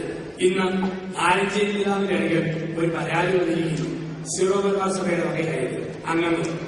ഞായറാഴ്ചകളിൽ കുർബാനയും പ്രസംഗവും എല്ലാം കൂടി അല്പം നീണ്ടുപോകുന്നതുകൊണ്ട് ഒരു ഉരുണ്ട കുർബാന, ചുരുണ്ട കുർബാന സീറോ മലബാർ സഭയുടെ മക്കൾക്ക് മുഴുവൻ കുർബാനയിൽ പങ്കെടുക്കാൻ പറ്റിയത് പങ്കെടുക്കേണ്ട. കുർബാനയിൽ ഏറ്റവും പ്രധാനപ്പെട്ട ഭാഗത്ത് പങ്കെടുത്താൽ മതി, കുർബാനക്കടം വീടും. ഇതാണ് അറിയിപ്പ് വരിക. ഏറ്റവും പ്രധാനപ്പെട്ട ഭാഗവും പറയുന്നത് നമ്മുടെ കുർബാനയിലെ ഏറ്റവും പ്രധാനപ്പെട്ട ഭാഗം സുവിശേഷവാണിയും തുടർന്നുള്ള പ്രസംഗവും ബാക്കി കുർബാനയുമാണ്. അതോ കാഴ്ചകൾക്കും അതിന് ശേഷവുമാണ്? അതോ വാങ്ങി ഭക്ഷിക്കുമെന്നുള്ള ഭാവികാരമാണ്? മുഴുവൻ കുർബാനയിൽ പങ്കെടുക്കാൻ പറ്റാത്തവര് ഞാൻ ഈ പറയുന്ന ഭാഗത്ത് പങ്കെടുത്തോ കുർബാനക്കടം വീടും. നമ്മുടെ കുർബാനയുടെ ഏറ്റവും പ്രധാനപ്പെട്ട ഭാഗമാണ് ഒന്നാം പ്രസംഗ തിരുനാളിൽ കർത്താവിന്റെ കൽപ്പന പോലെ തിരുനാമത്തെ ചെല്ലുക, ഒരുമയോടെ അർപ്പിക്കാം. അവിടെ മുതൽ വിശദീകരണ ദേവിയുടെ സൃഷ്ടി, നമ്മുടെ കർത്താവിന്റെ ഉടമയെ സൃഷ്ടി. ഇതാണ് പ്രധാനപ്പെട്ട ഭാഗം. അറ്റവും മുറിയും കണ്ടിട്ട് കുർബാന അർപ്പിച്ചെന്ന് പറയുന്നത് തന്നെയുമല്ല. കുർബാനയുടെ പൂർത്തിയാകണോ നമ്മൾ കുർബാന സ്വീകരിക്കണം. കത്തോലിക്കാ സഭയുടെ മതബോധന ഗ്രന്ഥത്തിൽ ഇങ്ങനെയാണ് പറയുന്നത്, ബലിയർപ്പണം പൂർത്തിയാകണോ കുർബാന സ്വീകരിക്കണം. ആർക്കുള്ള ഉപദേശമാണ്? ഒരു കുർബാനയിൽ മാത്രം പങ്കെടുക്കുന്ന പടിഞ്ഞാറൻ സഭയാണ് മനസ്സിൽ. ഒരു ദിവസം ഒരു കുർബാനയിൽ പങ്കെടുത്തോ കുർബാനപ്പണം പൂർത്തിയാണെങ്കിൽ കുർബാന സ്വീകരിക്കണം. അതേസമയം ഒരു ദിവസം 3 കുർബാനയിൽ പങ്കെടുത്താൽ 3ലും സ്വീകരിക്കരുത്. സീറോ മലബാർ സഭയുടെ കേരള സഭയുടെ പ്രത്യേക പ്രബോധനങ്ങളുണ്ട്. സ്വീകരിക്കാൻ മോശമായിട്ടല്ല, 24 മണിക്കൂറിനിടയിൽ ഒരിക്കലും കുർബാന സ്വീകരിക്കാവൂ. അങ്ങനെ സ്വീകരിച്ചാൽ പിന്നീട് കണ്ട് കാഴ്ചവെക്കുന്ന എല്ലാ കുർബാനയിലും ഇതിന്റെ കൗലാസിക ഫലപ്രസാദം നമുക്ക് ലഭിച്ചുകൊണ്ടിരിക്കും. ഇതാണ് സഭയുടെ പ്രബോധനം. അപ്പൊ നമ്മൾ കുർബാനയിൽ പങ്കെടുക്കും ഒരു ദിവസം ഒരിക്കൽ കുർബാന സ്വീകരിക്കുക. ചിലർ പറയും കുമ്പസാരിക്കാതെ കുർബാന കൈക്കൊള്ളാം. മാരകമായ പാപമില്ലെങ്കിൽ കുമ്പസാരിക്കാതെ കുർബാന കൈക്കൊള്ളാം. മാരകഭാവമുണ്ടോ കുമ്പസാരിക്കാതെ കുർബാന കൈക്കൊള്ളരുത്. എന്താ മാരകഭാവം? കൊലപാതകം, വ്യഭിചാരം, ഭ്രൂണഹത്യ, വെറുപ്പ്, വൈരാഗ്യം, വിദ്വേഷം, ഇതൊക്കെ മാരകഭാവമാണ്. അത് മറച്ചു വെച്ച് കുമ്പസാരിച്ചാൽ ഒന്നുപോയി 11 നിന്റെ തന്നെ ശിക്ഷാവിധിയാണ് ഭക്ഷിക്കുന്നതും പാനം ചെയ്യുന്നതും. ലഘുഭാവമുള്ളോ പള്ളിയിൽ ചെല്ലുമ്പോൾ അവസരം കിട്ടിയാൽ സംസാരിക്കണം. ഇല്ലെങ്കിൽ അനുഭവിച്ച് അങ്ങയുടെ ദാസരുടെ പാപങ്ങളും അപരാധങ്ങളും ക്ഷമിക്കണമേ ആ പ്രാർത്ഥനയിലോ അല്ലെങ്കിൽ ജ്ഞാനത്തിടയാലും ചെല്ലുമ്പോഴോ പശ്ചാത്താപിക്കുക. ഒരു തീരുമാനമെടുക്കുക. ഏറ്റവും അടുത്ത സാഹചര്യം ഞാൻ കുമ്പസാരിച്ചാണോ എന്നത് കുർബാനയിലേക്കോടാണ്. ഇപ്പം ഒരാൾ പറയുകയാണ് പിന്നെ ലഘുഭാവം, കുടുംബജീവിതം, അരിശുകളും, കോപ്പ്, കിഴങ്ങ്, പാട, പോട, ഇത് ലഘുഭാവമാണ്. ഭർത്താവും ഭാര്യയും കൂടി ഒരു 3 ദിവസം കഴിഞ്ഞ് 4ാം ദിവസം ഭർത്താവ് എന്തോ തപ്പും. ഭാര്യ കൊണ്ട് വീട്ടിക്കളെ അവൾ സാധാരണ അടുത്തി വെച്ചു. എന്നാ വിഷയം നിങ്ങളെ കാണാതെ എന്റെ അമ്മയുടെ വേദാന്തരം, തന്റെ അപ്പന്റെ വാഴപ്പുര, സംസാരിക്കുന്നതൊന്നും വേണ്ട. അവസരം കിട്ടിയാൽ സംസാരിച്ചു, ഇല്ലെങ്കിൽ അനുഭവിച്ച് കൈക്കൊള്ളുക. ഒരാൾ പറയാ സംസാരിച്ചിട്ട് 10 വർഷമായി, അതിന് മാനവഭാവമൊന്നും ഒപ്പിക്കാൻ പറ്റിയിട്ടില്ല, വരുമാനം ലഘുഭാവ, അത് ശരിയല്ല. ആണ്ടുകുമ്പസാരം എങ്കിലും നടത്തണം. പാവം പ്രമാണ ലംഘനമാണ്, പ്രമാണമാണ്. ദസറാകാലത്ത് ആണ്ടൊഴിയും കുമ്പസാരിക്കണം. അത് ലംഘിക്കുന്നതിനകത്ത് ഒരു പാവം അടങ്ങിയിട്ടുള്ളത്. ചിലവരെ എന്റെ അച്ഛ ഞങ്ങൾ നിൽക്കുന്നിടത്ത് കുർബാന കിട്ടുകയാണെങ്കിൽ ഞങ്ങൾ സ്വീകരിക്കും. മുമ്പിൽ വന്ന് കുർബാന കൈകൊണ്ട് പോകുമ്പോൾ ഞങ്ങൾക്ക് നാണക്കേടാണ്. ഞങ്ങളെ ആൾക്കാർ അടിമുടി നോക്കും. നിൽക്കുന്നിടത്ത് തന്നെ കുർബാന വേണമെന്ന് ആഗ്രഹിക്കുന്ന ആൾക്കാർക്ക് വേണ്ടി സഭയിൽ 30 വർഷം മുമ്പ് ഒരു പാട്ട് എഴുതിയിട്ടുണ്ട്. ഞങ്ങൾ എവിടെ നിൽക്കുന്നോ അവിടെ തന്നെ കിട്ടണം.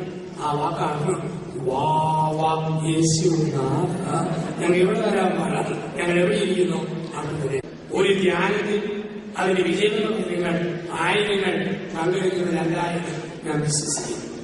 ധ്യാനം വിജയിക്കുന്നത് ലക്ഷങ്ങളും 10,000ങ്ങളും വന്നു പങ്കെടുക്കുന്നതല്ല. ധ്യാനം വിജയിക്കുന്നത് അച്ഛൻ നിങ്ങളുടെ മുന്നിൽ നിന്ന് പോയി കഴിയുമ്പോൾ നിങ്ങളുടെ പള്ളിയിൽ ദൈവത്തിന്റെ അൾത്താരന് മുമ്പിൽ ഓരോ ദിവസവും ഒരു 5 പേരും കൂടെ കൂടുതൽ കുർബാനയ്ക്ക് വരുന്നുണ്ടെങ്കിൽ അതാണ് ദൈവം നമ്മുടെ ധ്യാനം. നമ്മുടെയൊക്കെ കുടുംബത്തിൽ നിന്ന് കുരിശിന്റെ നിലയിൽ അൾത്താരയുടെ തടവിൽ സകലാരോട് ചേർന്ന് വിശുദ്ധ കുർബാനയ്ക്ക് നമ്മൾ കൂടുതൽ പേര് പങ്കെടുക്കണം.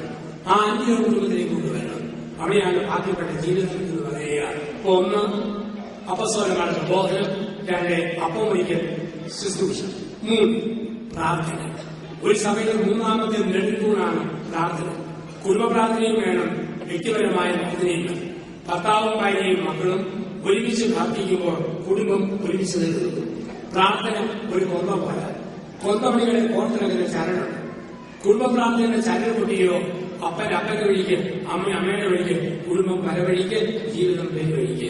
ഒരു പ്രാർത്ഥനാന്തരീക്ഷം കുടുംബത്തിൽ ഉണ്ടാകണം. ചുരുങ്ങിയ പക്ഷം രാവിലെ എഴുന്നേൽക്കുമ്പോഴും രാത്രി ഉറങ്ങുമ്പോഴും നെറ്റിയിലും ചുണ്ടിലും നെഞ്ചിലും കുരിശ് വരച്ച് ദൈവത്തെ ഓർക്കണം. അങ്ങനെ ഓർക്കുന്ന ഒരു പ്രാർത്ഥനാ രീതി.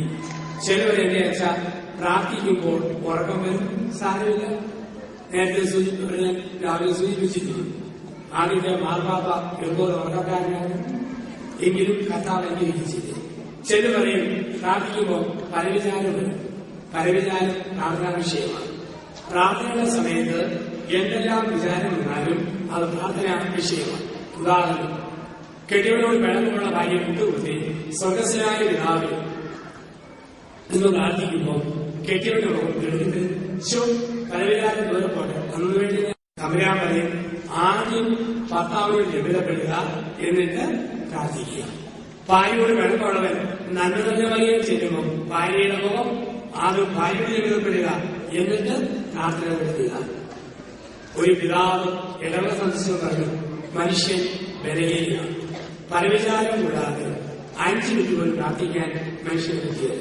അങ്ങനെ പ്രായമുള്ള ഒരമ്മച്ചി പറഞ്ഞു, 5 മിനിറ്റ് പരവിചാരം കൂടാതെ പ്രാർത്ഥിക്കാൻ എനിക്ക് പറ്റും. തിരുവേനി പറഞ്ഞു, ഒരു സ്വർഗസ്വനായ പിതാവിനെ പോലും പരവിചാരം കൂടാതെ പ്രാർത്ഥിക്കാൻ ആർക്കും പറ്റിയത്. ഒരു അമ്മച്ചി ചോദിച്ചു, ഒരു സ്വർഗസ്വനായ പിതാവ് ഒരു പരവിചാരം ഞാൻ പ്രാർത്ഥിച്ചാൽ പിതാവ് എനിക്ക് എന്നാ തരും? പിതാവ് പറഞ്ഞു, അങ്ങനെ പ്രാർത്ഥിച്ചാൽ അമ്മച്ചി ഞാൻ 50 രൂപയും കൊണ്ടേ സമ്മാനത്തിൽ കരുവരുത്. ഞാൻ ഇപ്പം ശരിക്കണം. അമ്മച്ചി നേരെ നിന്ന് അടുക്ക് പിടിച്ചിട്ട് കവടിയൊക്കെ ശരിക്കിട്ട് കരങ്ങൾ കൊണ്ട് കണ്ണടിച്ചിട്ട്, സുഖസ്വനായ പിതാവ് നിന്റെ നാമം പൂജിതമാണ്, രാജ്യം വന്നു. അല്ലെ പിതാവ് ഈ 50 രൂപയും കൊണ്ട് ഇപ്പം തരും. ഞാൻ അരവിനെ കമ്പളെ തരുള്ളൂ. ഇതാണ് മനുഷ്യനെ ചെയ്യുന്നത്. ചിലപ്പോഴൊക്കെ നമ്മൾ പറയും ദൈവം പ്രാർത്ഥന കേട്ടില്ല. എപ്പോഴാ? ചോദിച്ച കാര്യം ചോദിച്ച പോലെ കിട്ടിയില്ല പറയും ദൈവം പ്രാർത്ഥന കേട്ടില്ല. ചോദിച്ച കാര്യം ചോദിച്ച പോലെ കിട്ടിയാൽ പറയും ദൈവം എന്റെ പ്രാർത്ഥന കേട്ടു. പലപ്പോഴും നമ്മുടെ പ്രാർത്ഥന കാർട്ടൂൺ കഥാപാത്രങ്ങളായ ബോബനും മോളിയും പ്രാർത്ഥിക്കുന്നത് പോലെ. ബോബനും മോളിയും പ്രാർത്ഥന മുറിയിച്ചു. പരീക്ഷ എഴുതുന്നതിനാണ് മുട്ടുകുത്തി കരകൾ വീശി പ്രാർത്ഥിച്ചു, കർത്താവായ യേശുവേ, ഗംഗാനദിയും യമുനാ നദിയും പാകിസ്ഥാനിൽ കൂടെ ഒഴുകണേ. ഇതാണ് പ്രാർത്ഥന. സോഷ്യൽ സ്റ്റഡീസിന്റെ പേപ്പറിൽ ചോദ്യം, ഗംഗായും യമുനായും ഒഴുകുന്ന രാജ്യങ്ങൾ. ഉത്തരവറിയത്തില്ലാത്ത കുട്ടികൾ പരീക്ഷാവോടിരുന്ന് പേന കറക്കി ഒരു കുത്തുണ്ട്. ബോബനോടെയും കറക്കിക്കുത്തി കുത്തുകൊണ്ട് പാകിസ്ഥാൻ, എഴുത്തെഴുതി പാകിസ്ഥാൻ. പുറത്തിറങ്ങിയപ്പോൾ വിവരമുള്ള കുട്ടികൾ പറഞ്ഞു, മണ്ണച്ചാലിനെ മണ്ണി ഗംഗായും യമുനായും ഒഴുകുന്നത് പാകിസ്ഥാനിൽ കൂടെയാണ് ആണ്, ഭാരതത്തിൽ കൂടെയല്ലേ. ഇനി ബോബനും മോളിക്കും ഒരു മാർക്ക് കിട്ടണോ? ദൈവമായ കർത്താവ് ഒരു വലിയ ബോധം കൊണ്ടുവന്നു ഗംഗാ യമുന കുത്തിപ്പറിച്ച് പാകിസ്ഥാനിൽ നിൽക്കുകയോ ഒരു മാർക്ക് കിട്ടും. പലപ്പോഴും നമ്മൾ ചില കാര്യം തീരുമാനിച്ചിട്ട് അതുപോലെ നടത്തിത്തന്നെന്ന് പറയും. അതല്ല പ്രാർത്ഥന. പ്രാർത്ഥനയുടെ മാതൃക എഴുസലേം തോട്ടത്തിലെ യേശുവിന്റെ പ്രാർത്ഥനയാണ്. ഇതാണ് എന്റെ ഇഷ്ടം എങ്കിലും എന്റെ ഇഷ്ടമല്ല, നിന്റെ തിരുവിഷ്ടം നിറവേറട്ടെ. പ്രാർത്ഥന. അപ്പൊ പ്രാർത്ഥന അന്തരീക്ഷം കുടുംബത്തിൽ സൂക്ഷിക്കുക. ചിലപ്പോഴൊക്കെ നമുക്ക് സംശയം, പ്രാർത്ഥിച്ച് ഒക്കുവോ ഇല്ലേ? ഞാൻ കഴിഞ്ഞ വർഷം ചങ്ങനാശ്ശേരി അതിരൂപതയിൽ തോട്ടയ്ക്കാരടുത്ത് എരീസിറ പള്ളിയിൽ ധ്യാനിക്കുന്നു. അങ്ങനെ ധ്യാനിപ്പിച്ചപ്പോൾ എല്ലാ വീടും വെച്ചിരിക്കുന്ന ഒരു ധ്യാനമാണ്. 11 മണിക്ക് വീട് വെച്ചിരിക്കാൻ പോകുമ്പോൾ വാർഡ് ലീഡർ എന്റെ കൂടെ അങ്ങനെ കടന്നു പോകുമ്പോൾ ഒരു ഈഴവ കുടുംബത്തിലെ ഒരമ്മച്ചി കരഞ്ഞുകൊണ്ട് വന്ന് പറഞ്ഞു, അച്ഛൻ ഞങ്ങളെ ഒന്ന് സഹായിക്കണം. എന്ത് പറ്റി? അച്ഛൻ ഒരാഴ്ചയായി പശു പ്രസവിച്ചു, കിടാവിന് കുഴപ്പമില്ല, പശു 5 ലിറ്റർ പാല് തരുന്ന പശുവാണ്, കുടുംബത്തിന് വരുമാനം വഴിയാണ്, വലതുകൈയും കാലും തളർന്നു കിടക്കുകയാണ്, കാൽസ്യം ഇല്ലാതില്ല. ഡോക്ടർമാരൊന്ന് കെട്ടിപ്പൊക്കി നിർത്തിയിട്ടും അത് വീണ്ടും കിട്ടപ്പുറത്തൊന്ന് അങ്ങോട്ട് പോവുക. അച്ഛൻ അതുകൊണ്ട് കാര്യമായിട്ട് ഈ പശുവിനെ പ്രാർത്ഥിച്ച് ഇതിനെ നേരെ നിർത്തിത്തരണം. ഞങ്ങളുടെ വീട്ടിലെ ആൾക്കാരും മരിച്ചു പോരാ, ഞങ്ങളുടെ വരുമാനം വഴിയാച്ച. എനിക്കൊരു ശങ്ക, ഒന്നാമത് ഹിന്ദുക്കളുടെ വീട്, രണ്ടാമത് പശു. മനുഷ്യരുടെ പ്രാർത്ഥനയിലൊക്കും പശുവിന് ഞാൻ പോയില്ല. ഞാനത് നിന്നു. അപ്പോൾ എന്റെ കൂടെ വന്ന് ചേട്ടൻ പറഞ്ഞു, ജോസഫ് മരിക്കണ്ട, അവരാവശ്യപ്പെട്ടില്ലേ, ധൈര്യമായിട്ട് പ്രാർത്ഥിച്ചു. ഞാൻ പശുവിന്റെ അടുത്ത് ചെന്നു. നെറ്റി, ചെവി, കയ്യ, കാല്, വയറ്, വാലുകൾ മുഴുവൻ കുരിശ് വരച്ചിട്ട് എന്റെ ആനാമണ പാത്രത്തിലെ ആനാമണം ഞെക്കി വീശി കുരിശിട്ടിട്ട് പാത്രം കാര്യായി. കാരണം ധൈര്യമായിട്ട് അടുത്തിരിക്കാം, എഴുന്നേറ്റിട്ട് കുത്തിക്കാൻ കിട്ടോ, തളർന്നു കിടക്കുന്ന സാധനങ്ങളെ അതിന് പോരാട്ടത്തിൽ ഞാൻ പ്രാർത്ഥിച്ചു. എന്റെ ദൈവമേ, നിന്റെ നാമത്തിൽ ഞാൻ പ്രാർത്ഥിച്ചിട്ടുണ്ട്, എഴുന്നേറ്റില്ലെങ്കിൽ നിനക്കാണ് നാൾക്കേട്ട് ഞാനിതാ പോകുന്നു. ഉച്ചയൂണ് കഴിഞ്ഞപ്പം എനിക്കൊരു ടെൻഷൻ. പക്ഷെ എഴുന്നേറ്റില്ലല്ലോ, എനിക്ക് നാളെ അന്ന് തിങ്കളാഴ്ച ആയുള്ളൂ, ശനിയാഴ്ച തിരിച്ചു പോയി. 2:30 കൂടെ വന്ന ചേട്ടൻ വെച്ചാൽ അച്ഛൻ പോകുന്ന 10-ാം മിനിറ്റിൽ പശു എഴുന്നേറ്റു. ഇത് അച്ഛൻ 2 കുരിശ് ഓതി തന്നു. ഒന്ന് പശുവിന്റെ വെള്ളിയെ കണ്ട്, മറ്റേത് വാഴയെ കണ്ട് അവരുടെ ആഗ്രഹമാണ്. ഞാൻ കുരിശ് ഓതി കൊടുത്തു വിട്ടു. പിന്നെ എല്ലാ ദിവസവും എഴുന്നേറ്റും നെഞ്ചിൽ ഒരു അകവാളാണ്. രാത്രി നിന്ന് പശു വീണോ എഴുന്നേറ്റോ, വീണോ എഴുന്നേറ്റോ. അവസാനം ദൈവമേ, ഞാൻ പോകുന്ന ശനിയാഴ്ച വരെയും അതിനെ വീടാൻ പൊട്ടിപ്പിടിച്ചു. ഇതിനായിരുന്നു പ്രാർത്ഥന. ഇനി ആ പശു വീണിട്ടില്ല. എനിക്ക് സംശയം, പ്രാർത്ഥിച്ചാൽ പോകും. പശുവിനും ഹൈന്ദവ തള്ളയ്ക്കും തമ്പുരാനും സംശയമില്ല, പ്രാർത്ഥിച്ചു കൊടുക്കാം. അതുകൊണ്ടാണ് പറയുക, നിങ്ങളുടെ കുഞ്ഞുങ്ങൾ സ്കൂളിൽ പോകുമ്പോൾ അപ്പനും അമ്മയും തലയിൽ കഴിച്ച് പ്രാർത്ഥിച്ചു. നിങ്ങളുടെ മക്കൾ ഉറങ്ങിക്കിടക്കുമ്പോൾ നെറ്റിയിൽ കുരിശു വയ്ക്കണം. ഒരു മോനോ മോളോ പഠിക്കാൻ പുറകോട്ടാണ്, അപ്പനും ഈ കരങ്ങൾ പോകുന്നത് പ്രാർത്ഥിക്കണം. ഏതെങ്കിലും മക്കൾക്ക് വഴി പഠിച്ചു പോയോ നിരാശപ്പെടരുത്. കരങ്ങൾ ഒരുമിച്ച് കോർത്ത് പിടിച്ച് അപ്പനും പ്രാർത്ഥിക്കുക. പ്രാർത്ഥന അത്ഭുതങ്ങൾ സൃഷ്ടിക്കും. രാത്രിയുടെ താഴ് പ്രഭാതത്തിന് താക്കോലുമാണ് പ്രാർത്ഥന. രാവിലെ എഴുന്നേൽക്കുമ്പോൾ ഹൃദയം തുറക്കണം, പ്രാർത്ഥനയുണ്ട്. രാത്രി ഉറങ്ങുമ്പോൾ ഹൃദയം പൂട്ടണം, പ്രാർത്ഥനയുണ്ട്. അങ്ങനെ പ്രാർത്ഥനാന്തരീക്ഷം നമ്മുടെ കുടുംബത്തിൽ നമ്മൾ സൂക്ഷിക്കുക. ഒന്ന്, ശൈലിക പാരമ്പര്യത്തോട് വിശ്വസ്തത വരുത്തുക. 2, വിശുദ്ധപാലർപ്പണത്തിൽ ഭാഗഭാഗത്വം വഹിക്കുക. 3, കുടുംബ പ്രാർത്ഥനയും വ്യക്തിപരമായ പ്രാർത്ഥനയ്ക്കും ഊന്നൽ കൊടുക്കുക. 4, ഒരു സഭയെ സഭയാക്കുന്ന 4ാമത്തെ പ്രധാന ഘടകമാണ് കൂട്ടായ്മ. കൂട്ടായ്മ സന്തോഷം തോന്നും. ഇതുപോലെ വലിയ സമൂഹം ഇവിടെ അതുപോലെ മറ്റു 3 സ്ഥലങ്ങളിൽ ഇത്രയെങ്കിലും വലിയ സമൂഹമുണ്ട്. നമ്മുടെ ഗൾഫ് രാജ്യത്തിൽ എവിടെ ചെന്നാലും കൂട്ടായ്മ, അമേരിക്കയിൽ ചെന്നാലുമുണ്ട് ഒരുക്കമുള്ളൊരു കൂട്ടായ്മ. അപ്പം ഇന്ന് നമ്മൾ എവിടെല്ലാം ഉണ്ടോ ഒരു കൂട്ടായ്മയുടെ ഭാഗമാണ്. നിങ്ങളോട് ചോദിക്കുക, നാട്ടിലെവിടെ ഇന്ന രൂപത, ഏത് ഇടവക കൂട്ടായ്മയാണ് നമ്മൾ ഇടവക പറയുന്നു. നമുക്ക് സന്തോഷം തോന്നും കേൾക്കുമ്പോൾ. എവിടെ ചെന്നാലും കൂട്ടായ്മ. നമ്മൾ ഇംഗ്ലണ്ടിൽ ചെന്നാൽ 100 കണക്കിന് കൊച്ചു കൊച്ച് ഇടവക കൂട്ടായ്മകൾ നമ്മൾ ആയിരുന്നു. ലോകത്തെവിടെയും നമ്മുടെ വളർന്ന കൂട്ടായ്മയാണ്. അതുകൊണ്ടാണ് കൂട്ടായ്മയെ സ്നേഹിക്കുന്നതുകൊണ്ട് നാട്ടിൽ അവധി ചെല്ലുമ്പോൾ നിങ്ങൾ ഏത് ഇടവയിൽ നിന്നാണ് വന്നത് ആ പള്ളിക്ക് വേണ്ടി എന്തെങ്കിലുമൊക്കെ ചെയ്യണം. ആൾക്കാർ കഷ്ടപ്പെട്ട് പള്ളിയിലെ പെരുന്നാൾ നടന്നത് കാണാം. തിരുനാളിലെ പ്രോഗ്രാംസ് വീട്ടിലുള്ളവർ സ്പോൺസർ ചെയ്യുന്നത് കാണാം. അച്ഛനെ കുറച്ച് കുമാരന് നമ്മൾ പൈസ ഏൽപ്പിക്കണം. എന്റെ അഴിമതിന്റെ പാവങ്ങളെ കൊച്ചു കൊച്ചു സഹായം കൊണ്ട് ഞാൻ ബലപ്പെടുത്തണം. ഇതൊക്കെ കൂട്ടായ്മയുടെ ഭാഗമാണ്, നമ്മുടെ ഭാഗമാണ് അവർ. ദൈവം ഭാഗ്യം കൊണ്ടതുകൊണ്ട് നമ്മൾ ഇവിടെ എത്തി. ഇല്ലെങ്കിൽ നമ്മളും അവരെപ്പോലെ കഷ്ടപ്പെട്ട് കഴിയേണ്ടവരാണ്. അപ്പൊ കൂട്ടായ്മയെ നമ്മൾ സ്നേഹിക്കുക. സാധിക്കാവുന്ന കൊച്ചു കൊച്ചു നന്മകൾ കൂട്ടായ്മയും ചെയ്യും. അതിന്റെ ഭാഗമായിട്ട് നമ്മൾ അച്ഛന്മാരെയും ഒക്കെ നമ്മൾ ബഹുമാനിക്കണം. അതുകൊണ്ടാണ് മെത്രാന്മാരുടെയും അച്ഛന്മാരുടെയും കുറ്റം നമ്മൾ മാറിയിരുന്ന് ആരോടും പറയരുത്. വൈദികരെ കുറ്റം പറഞ്ഞാൽ എന്താ കുഴപ്പമെന്ന് വെച്ചാൽ അത് ആരെയും കൊടുക്കും തമ്മിലും വെച്ച് അച്ഛന്മാരോട് പറയും. അവർക്കത് പങ്കുവെക്കാൻ കാര്യവും മക്കളില്ലാത്തതുകൊണ്ട് ഫ്രീ ടൈം കിട്ടുമ്പം കുറ്റം പറഞ്ഞവരെ ഓർക്കും.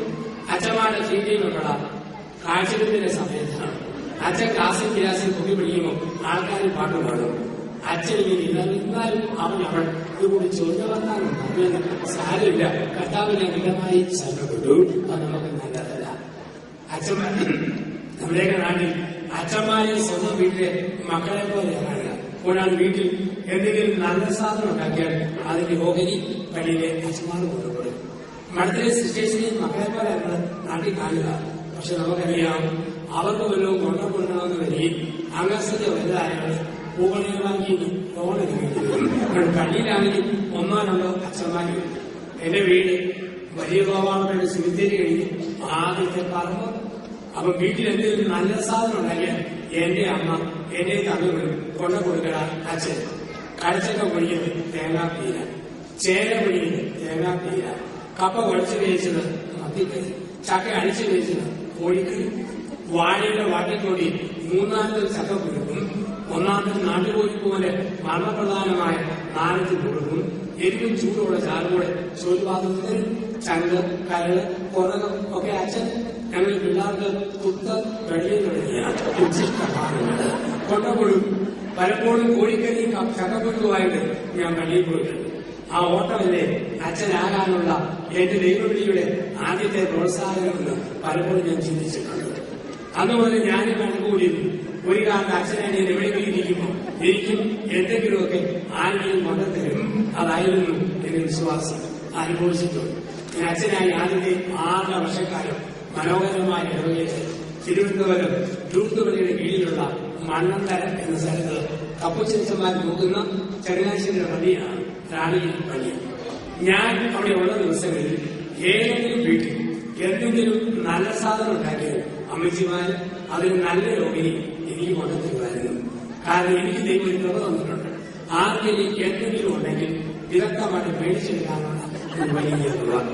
ഞായറാഴ്ച കഴിയുമ്പോൾ പള്ളിയുടെ ആനവാദിന്റെ ഇടവന്ന് ഞാൻ എത്തി.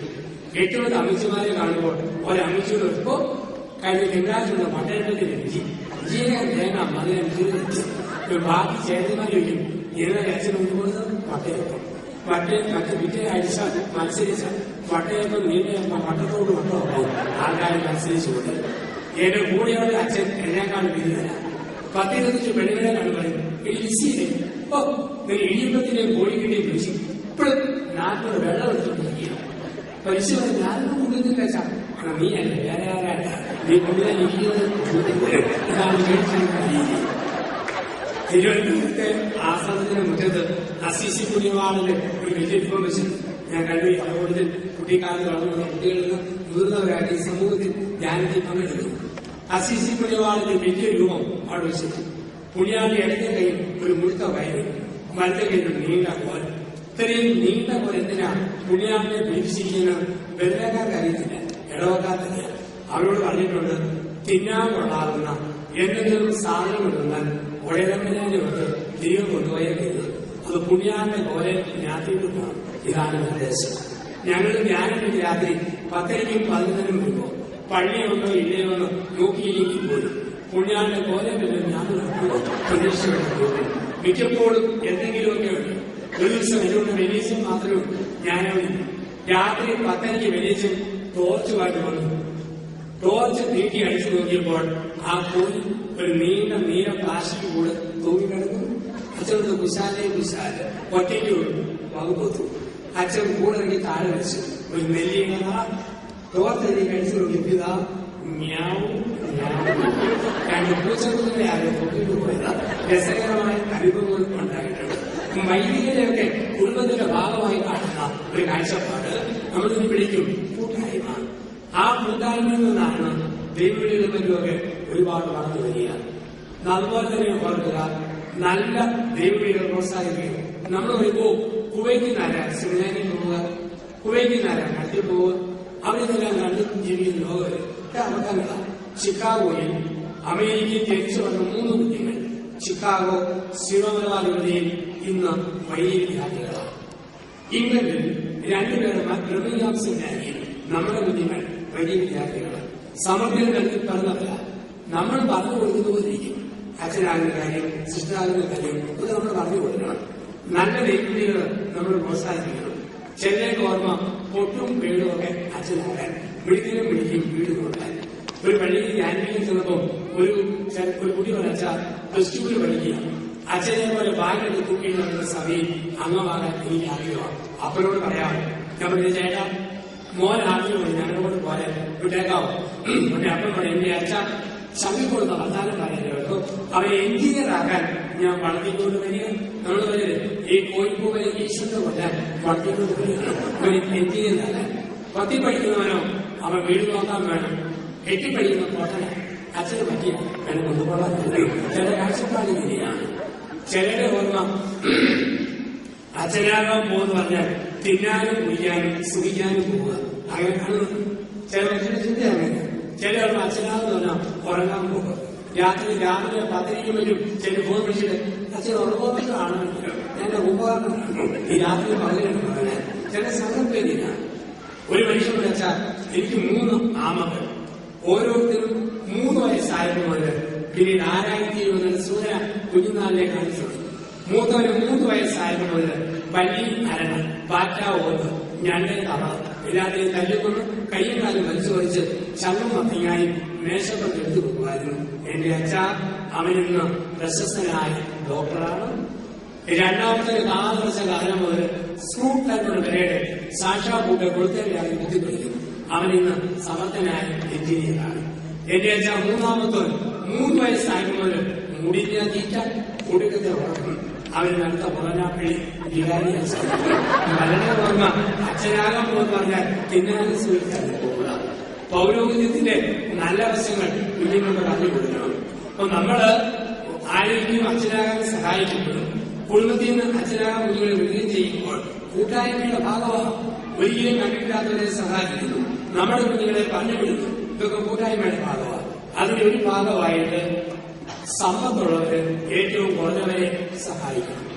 നമുക്കൊക്കെ ദൈവം കൂടുതൽ സമ്പത്ത് വന്നോ നാട്ടിലെ ഏറ്റവും ദരിദ്രരെ നമ്മൾ സഹായിക്കണം. പെൺപിള്ളാരെ നേഴ്സിംഗിന് പഠിപ്പിച്ചു, പഠിക്കാൻ കഴിവുള്ളവരെ എങ്ങനെയെങ്കിലും പഠിപ്പിച്ചു അതിന് ഫീസ് കൊടുത്തുമൊക്കെ കുഞ്ഞു കുഞ്ഞു സഹായം നമ്മൾ ചെയ്യണം. വിവാഹ സഹായമാകാം, ഭവന നിർമ്മാണമാകാം, മെഡിക്കൽ സഹായമാകാം. SSC ഒക്കെ ചെയ്യുന്നു, നമ്മൾ വായിച്ചു കഴിഞ്ഞു. നമ്മൾ കൊച്ചു കൊച്ചു സഹായങ്ങൾ ചെയ്യണം കഴിവനുസരിച്ച്. എത്ര ചെയ്യുന്നു എന്നല്ല, ചെയ്യുന്ന മനസ്സ്. മത്തായി സുവിശേഷം 10:42 ഈ ശരീരത്തിൽ ഒരുവനുണ്ട് ഒരു പാത്രം പച്ചവെള്ളം കൊടുത്തപ്പോൾ നിങ്ങൾ എനിക്ക് തന്നെയാണ് ചെയ്തത്. ഈ ഒരു ചിന്ത മനസ്സിൽ നമ്മൾ സൂക്ഷിക്കുക. ഞാൻ ആദ്യമായിട്ട് കുപ്പായം ധരിച്ചു 1985 മെയ് 15 മാതൃകയിൽ വെച്ചു. ഞാൻ വീട്ടിലേക്ക് പോയി ഒരു മണിക്ക് വാഴക്കുളം തൊടുപുഴ, പാല ഇരാനിപ്പുഴ, വാഗമൺ വഴി ഒന്ന് വളഞ്ഞു പോയി. പോരുന്ന സമയത്ത് ഞാൻ ഒരുപാട് നോട്ട് മാറി 10 പൈസയുടെ 10 ചില്ലറ തുണികൾ വലതുവശത്തെ പോകത്തിട്ടു. 980 10 പൈസ ഉള്ള കാലം, ഉള്ള പൈസയ്ക്ക് വിലയുള്ള കാലം. ഇന്ന് കർമ്മക്കാർ വണ്ടിയിൽ കയറുമ്പോൾ അന്ന് 10 പൈസ സാധാരണ ഒഴുകും. ഇന്ന് 10 പൈസ കാണാനില്ല. അതെല്ലാം കർമ്മക്കാരനെ കാണിച്ചാൽ അവൻ നമുക്ക് തിരിച്ച് 10 രൂപ തരുന്ന ഒരു കാലഘട്ടത്തിലാണ് നമ്മൾ ജീവിക്കുക. വണ്ടിയെ കയറുമ്പോൾ അച്ഛന്മാരെ കണ്ടോ കർമ്മക്കാര് വെറുതെ വിടില്ല. കർമ്മം ആൾക്കാർ പോകും, അവരൊന്നും കൊടുത്തില്ലെങ്കിൽ ഈ കത്തനാരെ ഞാൻ കൊടുത്തു. അതുകൊണ്ട് 10 പൈസയുടെ 10 ചില്ലറ തുണികൾ വലതുവശത്തെ പോകത്തില്ല. വേദപാഠാധ്യാപൻ മേടിച്ചെന്ന പൈനാപ്പിൾ ടേസ്റ്റുള്ള മുട്ടായി കഴിച്ചതിന്റെ ബാക്കിയുള്ള 2 ഇടതുവശത്തെ പോകത്തില്ല. 5-ന്റെയും 10-ന്റെയും 20-ന്റെയും ഓരോ നോട്ട് നെഞ്ചത്തുള്ള പോകത്തില്ല. ഈ ഭൂമിയിൽ ഏറ്റവും പോക്കറ്റുള്ള സഭക്കാരൻ ഞങ്ങളുടെ അപ്പൂച്ചൻ അച്ഛന്മാരാണ്. ഞങ്ങളുടെ ദേഹം മുഴുവൻ പോക്കറ്റാണ്. ഞങ്ങളെ പ്രത്യേക വരുമാന വഴിയില്ലാത്തതുകൊണ്ട് നിറയെ പോക്കറ്റിൽ നിന്ന് തിരിക്കുകയാണ്. വലതുവശത്ത് പോക്കറ്റ്, ഇടതുവശത്ത് പോക്കറ്റ്, വയറിലെ പോക്കറ്റ്, ഇതിനകത്ത് പോക്കറ്റ്, പുറയിൽ ഏർവായു ഒരു വിശാലമായ മുഴുത്ത പോക്കറ്റ്. ആരെവിടെ എന്നാ തന്നാലും തിരിച്ചാണ്. ഞങ്ങളുടെ അച്ഛൻ കോട്ടയിൽ നിന്നും KSRTC ബസ്സിൽ ഭരണങ്ങാനത്തേക്ക് പോവുകയാണ്. ബസ്സിലെ സൈഡിൽ നിന്ന് അച്ഛൻ കൂട്ടി കാറ്റ് കീഴും 3-4 വയസ്സ് പ്രായമുള്ള ഒരു ചെറുക്കൻ ഓറഞ്ച് പൊളിച്ചിട്ട് അതിനെ ഡിപ്പോസിറ്റ് ചെയ്ത അനുഭവമുണ്ട്. അപ്പൊ എന്തെവിടെ കിട്ടിയാലും മേടിച്ചു വിടുക. ഞാൻ പാലാ സ്റ്റാൻഡിൽ വന്നപ്പോഴത്തേക്ക് ചില്ലറ പൈസ തീർന്നുപോയി. TTMS ബസ്സിലിരിക്കുന്നു, തീക്കോയി ബസ്സിൽ. അങ്ങനെ ഇരിക്കുമ്പോൾ ഇടതുകൈ ശ്രദ്ധിച്ച ഒരു ഭിക്ഷക്കാരൻ വലതുകൈയിൽ ചളിവിയ ചട്ടിയുമായി ബസ്സിനകത്ത് കയറുന്നു. ആദ്യം എന്നെ കണ്ടില്ല, കുറച്ചു കഴിഞ്ഞ് കണ്ടു. എരിച്ചുള്ള വാളും പോലെ കുതിച്ചു വാങ്ങി എഴുതി പോകുന്നു. അച്ഛാ കർമ്മം പാത്രം മാനസിക സ്പീഡിൽ കേൾക്കാൻ തുടങ്ങി. ആൾക്കാരെ നോക്കി. എനിക്കൊരു ചമ്മലൻ ചില്ലറ പൈസയില്ല. ഇനി 5 രൂപയുടെ നോട്ട് കർമ്മക്കാരന്റെ പാത്രത്തിൽ തേച്ച് 4 രൂപ 100 പൈസ തിരക്കിയെടുക്കുന്നത്. അതിനേക്കാൾ കർമ്മക്കാരൻ ആട്ടനുണ്ടാവുന്ന കടക്കാരനായ 5 ടേച്ച് 6 നോക്കിക്കൊടുക്കും. ഇനി 5 രൂപയ്ക്ക് എന്നാൽ സുഖ്യദേശം വെള്ളയ്ക്ക് പിടിക്കും. ആളാം പ്രതി ഇങ്ങനെ കൊടുക്കാൻ തുടങ്ങിയാൽ ആ സമയം വിൽക്കേണ്ടിയിരുന്നത്. ഞാൻ ചമ്മലോടെ ചിരിച്ചു ചേട്ടാ ചില്ലറ പൈസ തീർന്നു, 2 മുട്ടായി തരട്ടെ. ഇയാൾ സഹതാപത്തോടെ ചളിയെ ചട്ടി എന്നെ നേരെ വീട്ടിൽ പിടിച്ചു. ഞാൻ അതിലേക്ക് 2 മുട്ടായി കൊടുത്തു. ആൾക്കാരെ കുടുങ്ങിച്ചിരിച്ചു. ഇയാൾ ദുഃഖത്തോടെ ഓടിച്ചിരിച്ചു. കുറെ കഴിഞ്ഞ് വണ്ടി നീങ്ങുമ്പോൾ ഇയാൾ വാദത്തിൽ മുട്ടായി നീങ്ങിക്കൊണ്ട് പുറത്തേക്ക് ഇറങ്ങി പോവാം. എങ്ങനെ നോക്കി ദുഃഖത്തോടെ ചിരിച്ചുകൊണ്ടപ്പോ അയാളുടെ ചിരിയും നോട്ടം കണ്ട് ഉറപ്പാ അയാളുടെ ഉള്ളിന്റെ ഉള്ളറകളിൽ പറയുന്നത് പോലെ ദൈവമായ കർത്താവ് എന്നെക്കാട്ടിലും വലിയ കർമ്മക്കാരൻ ഈ വണ്ടിക്കകത്തുണ്ടെന്ന രീതിയില ആ ഭിക്ഷക്കാരന്റെ കൊണ്ട്. പിന്നെ പലപ്പോഴും പാലാ സ്റ്റാൻഡിൽ വെച്ച് ഈ യാചകനെ കണ്ടിട്ടുള്ള ജീവൻ വയറിട്ട് എന്റെ അരികിലുള്ള രീതിയില ദൂരത്തോടെ മാറിപ്പോകുന്നുള്ളൂ. ചിരിച്ചോണ്ട് വിളിച്ചെത്തിക്ക് കൊടുത്തോ സ്നേഹത്തോടെ സ്നേഹിക്കും. എത്ര കൊടുക്കുന്നു എന്നല്ല, കൊടുക്കുന്ന മനസ്സ്. ഇതാണ് ദൈവം കാണുക. അത് നമ്മളെയൊക്കെ കാണിച്ചിരിക്കും. കൊച്ചു കൊച്ചു സഹായം ഇടവകയിലെ പാവങ്ങൾക്ക് ചെയ്യും. ഒരു ക്രിസ്ത്യാനി ആദ്യം സഹായിക്കുന്നത് അവന്റെ അൾത്താര പങ്കുവെക്കുന്നവരെയാണ്. ഓർത്തോളം ഇതാണ് സഹായത്തിന് മുൻഗണനാക്രമം. ഒരേ അൾത്താരി, ഒരേ വിശ്വാസവും ഒരേ പാരമ്പര്യം പങ്കുവെക്കുന്നവരെ ആദ്യം സഹായിക്കണം. രണ്ടാമത് മറ്റു മതസ്ഥരെ നമ്മൾ സഹായിക്കണം. ഈ വീടിന്റെ വാതിൽ അന്യജാതികളുടെ ഭാവമാണോ ഒന്നും നോക്കരുത്, നമ്മൾ സഹായിച്ചാണ്. അപ്പം അത് ദൈവത്തിന്റെ അനുഗ്രഹം നമ്മളിലേക്ക് വരും. ഇങ്ങനെ 4 തൂണുകളിൽ പേരുവാക്കിയ ഒരു സഭാ സമൂഹമായി നമുക്ക് വളർന്നുവരാം. അപ്പസ്തോലരുടെ പ്രബോധനമെന്ന സൈനിക പാരമ്പര്യം, അപ്പം മുറിക്കണമെന്ന വിശുദ്ധ കുർബാന, വ്യക്തിപരമായ പ്രാർത്ഥന, കുടുംബ പ്രാർത്ഥന, ഇടവക കൂട്ടായ്മ, അങ്ങനെ ഒരു സജീവ സമൂഹമായി ഇവിടെ നമ്മുടെ നാട്ടിൽ ഇനി വരും കാലങ്ങളിൽ ദൈവം എവിടെയെല്ലാം അയക്കോ അവിടെയെല്ലാം വിശുദ്ധിയിൽ നമ്മെ വ്യാപിക്കുവാൻ ദൈവമായ കർത്താവ് നമ്മളെ സഹായിക്കും.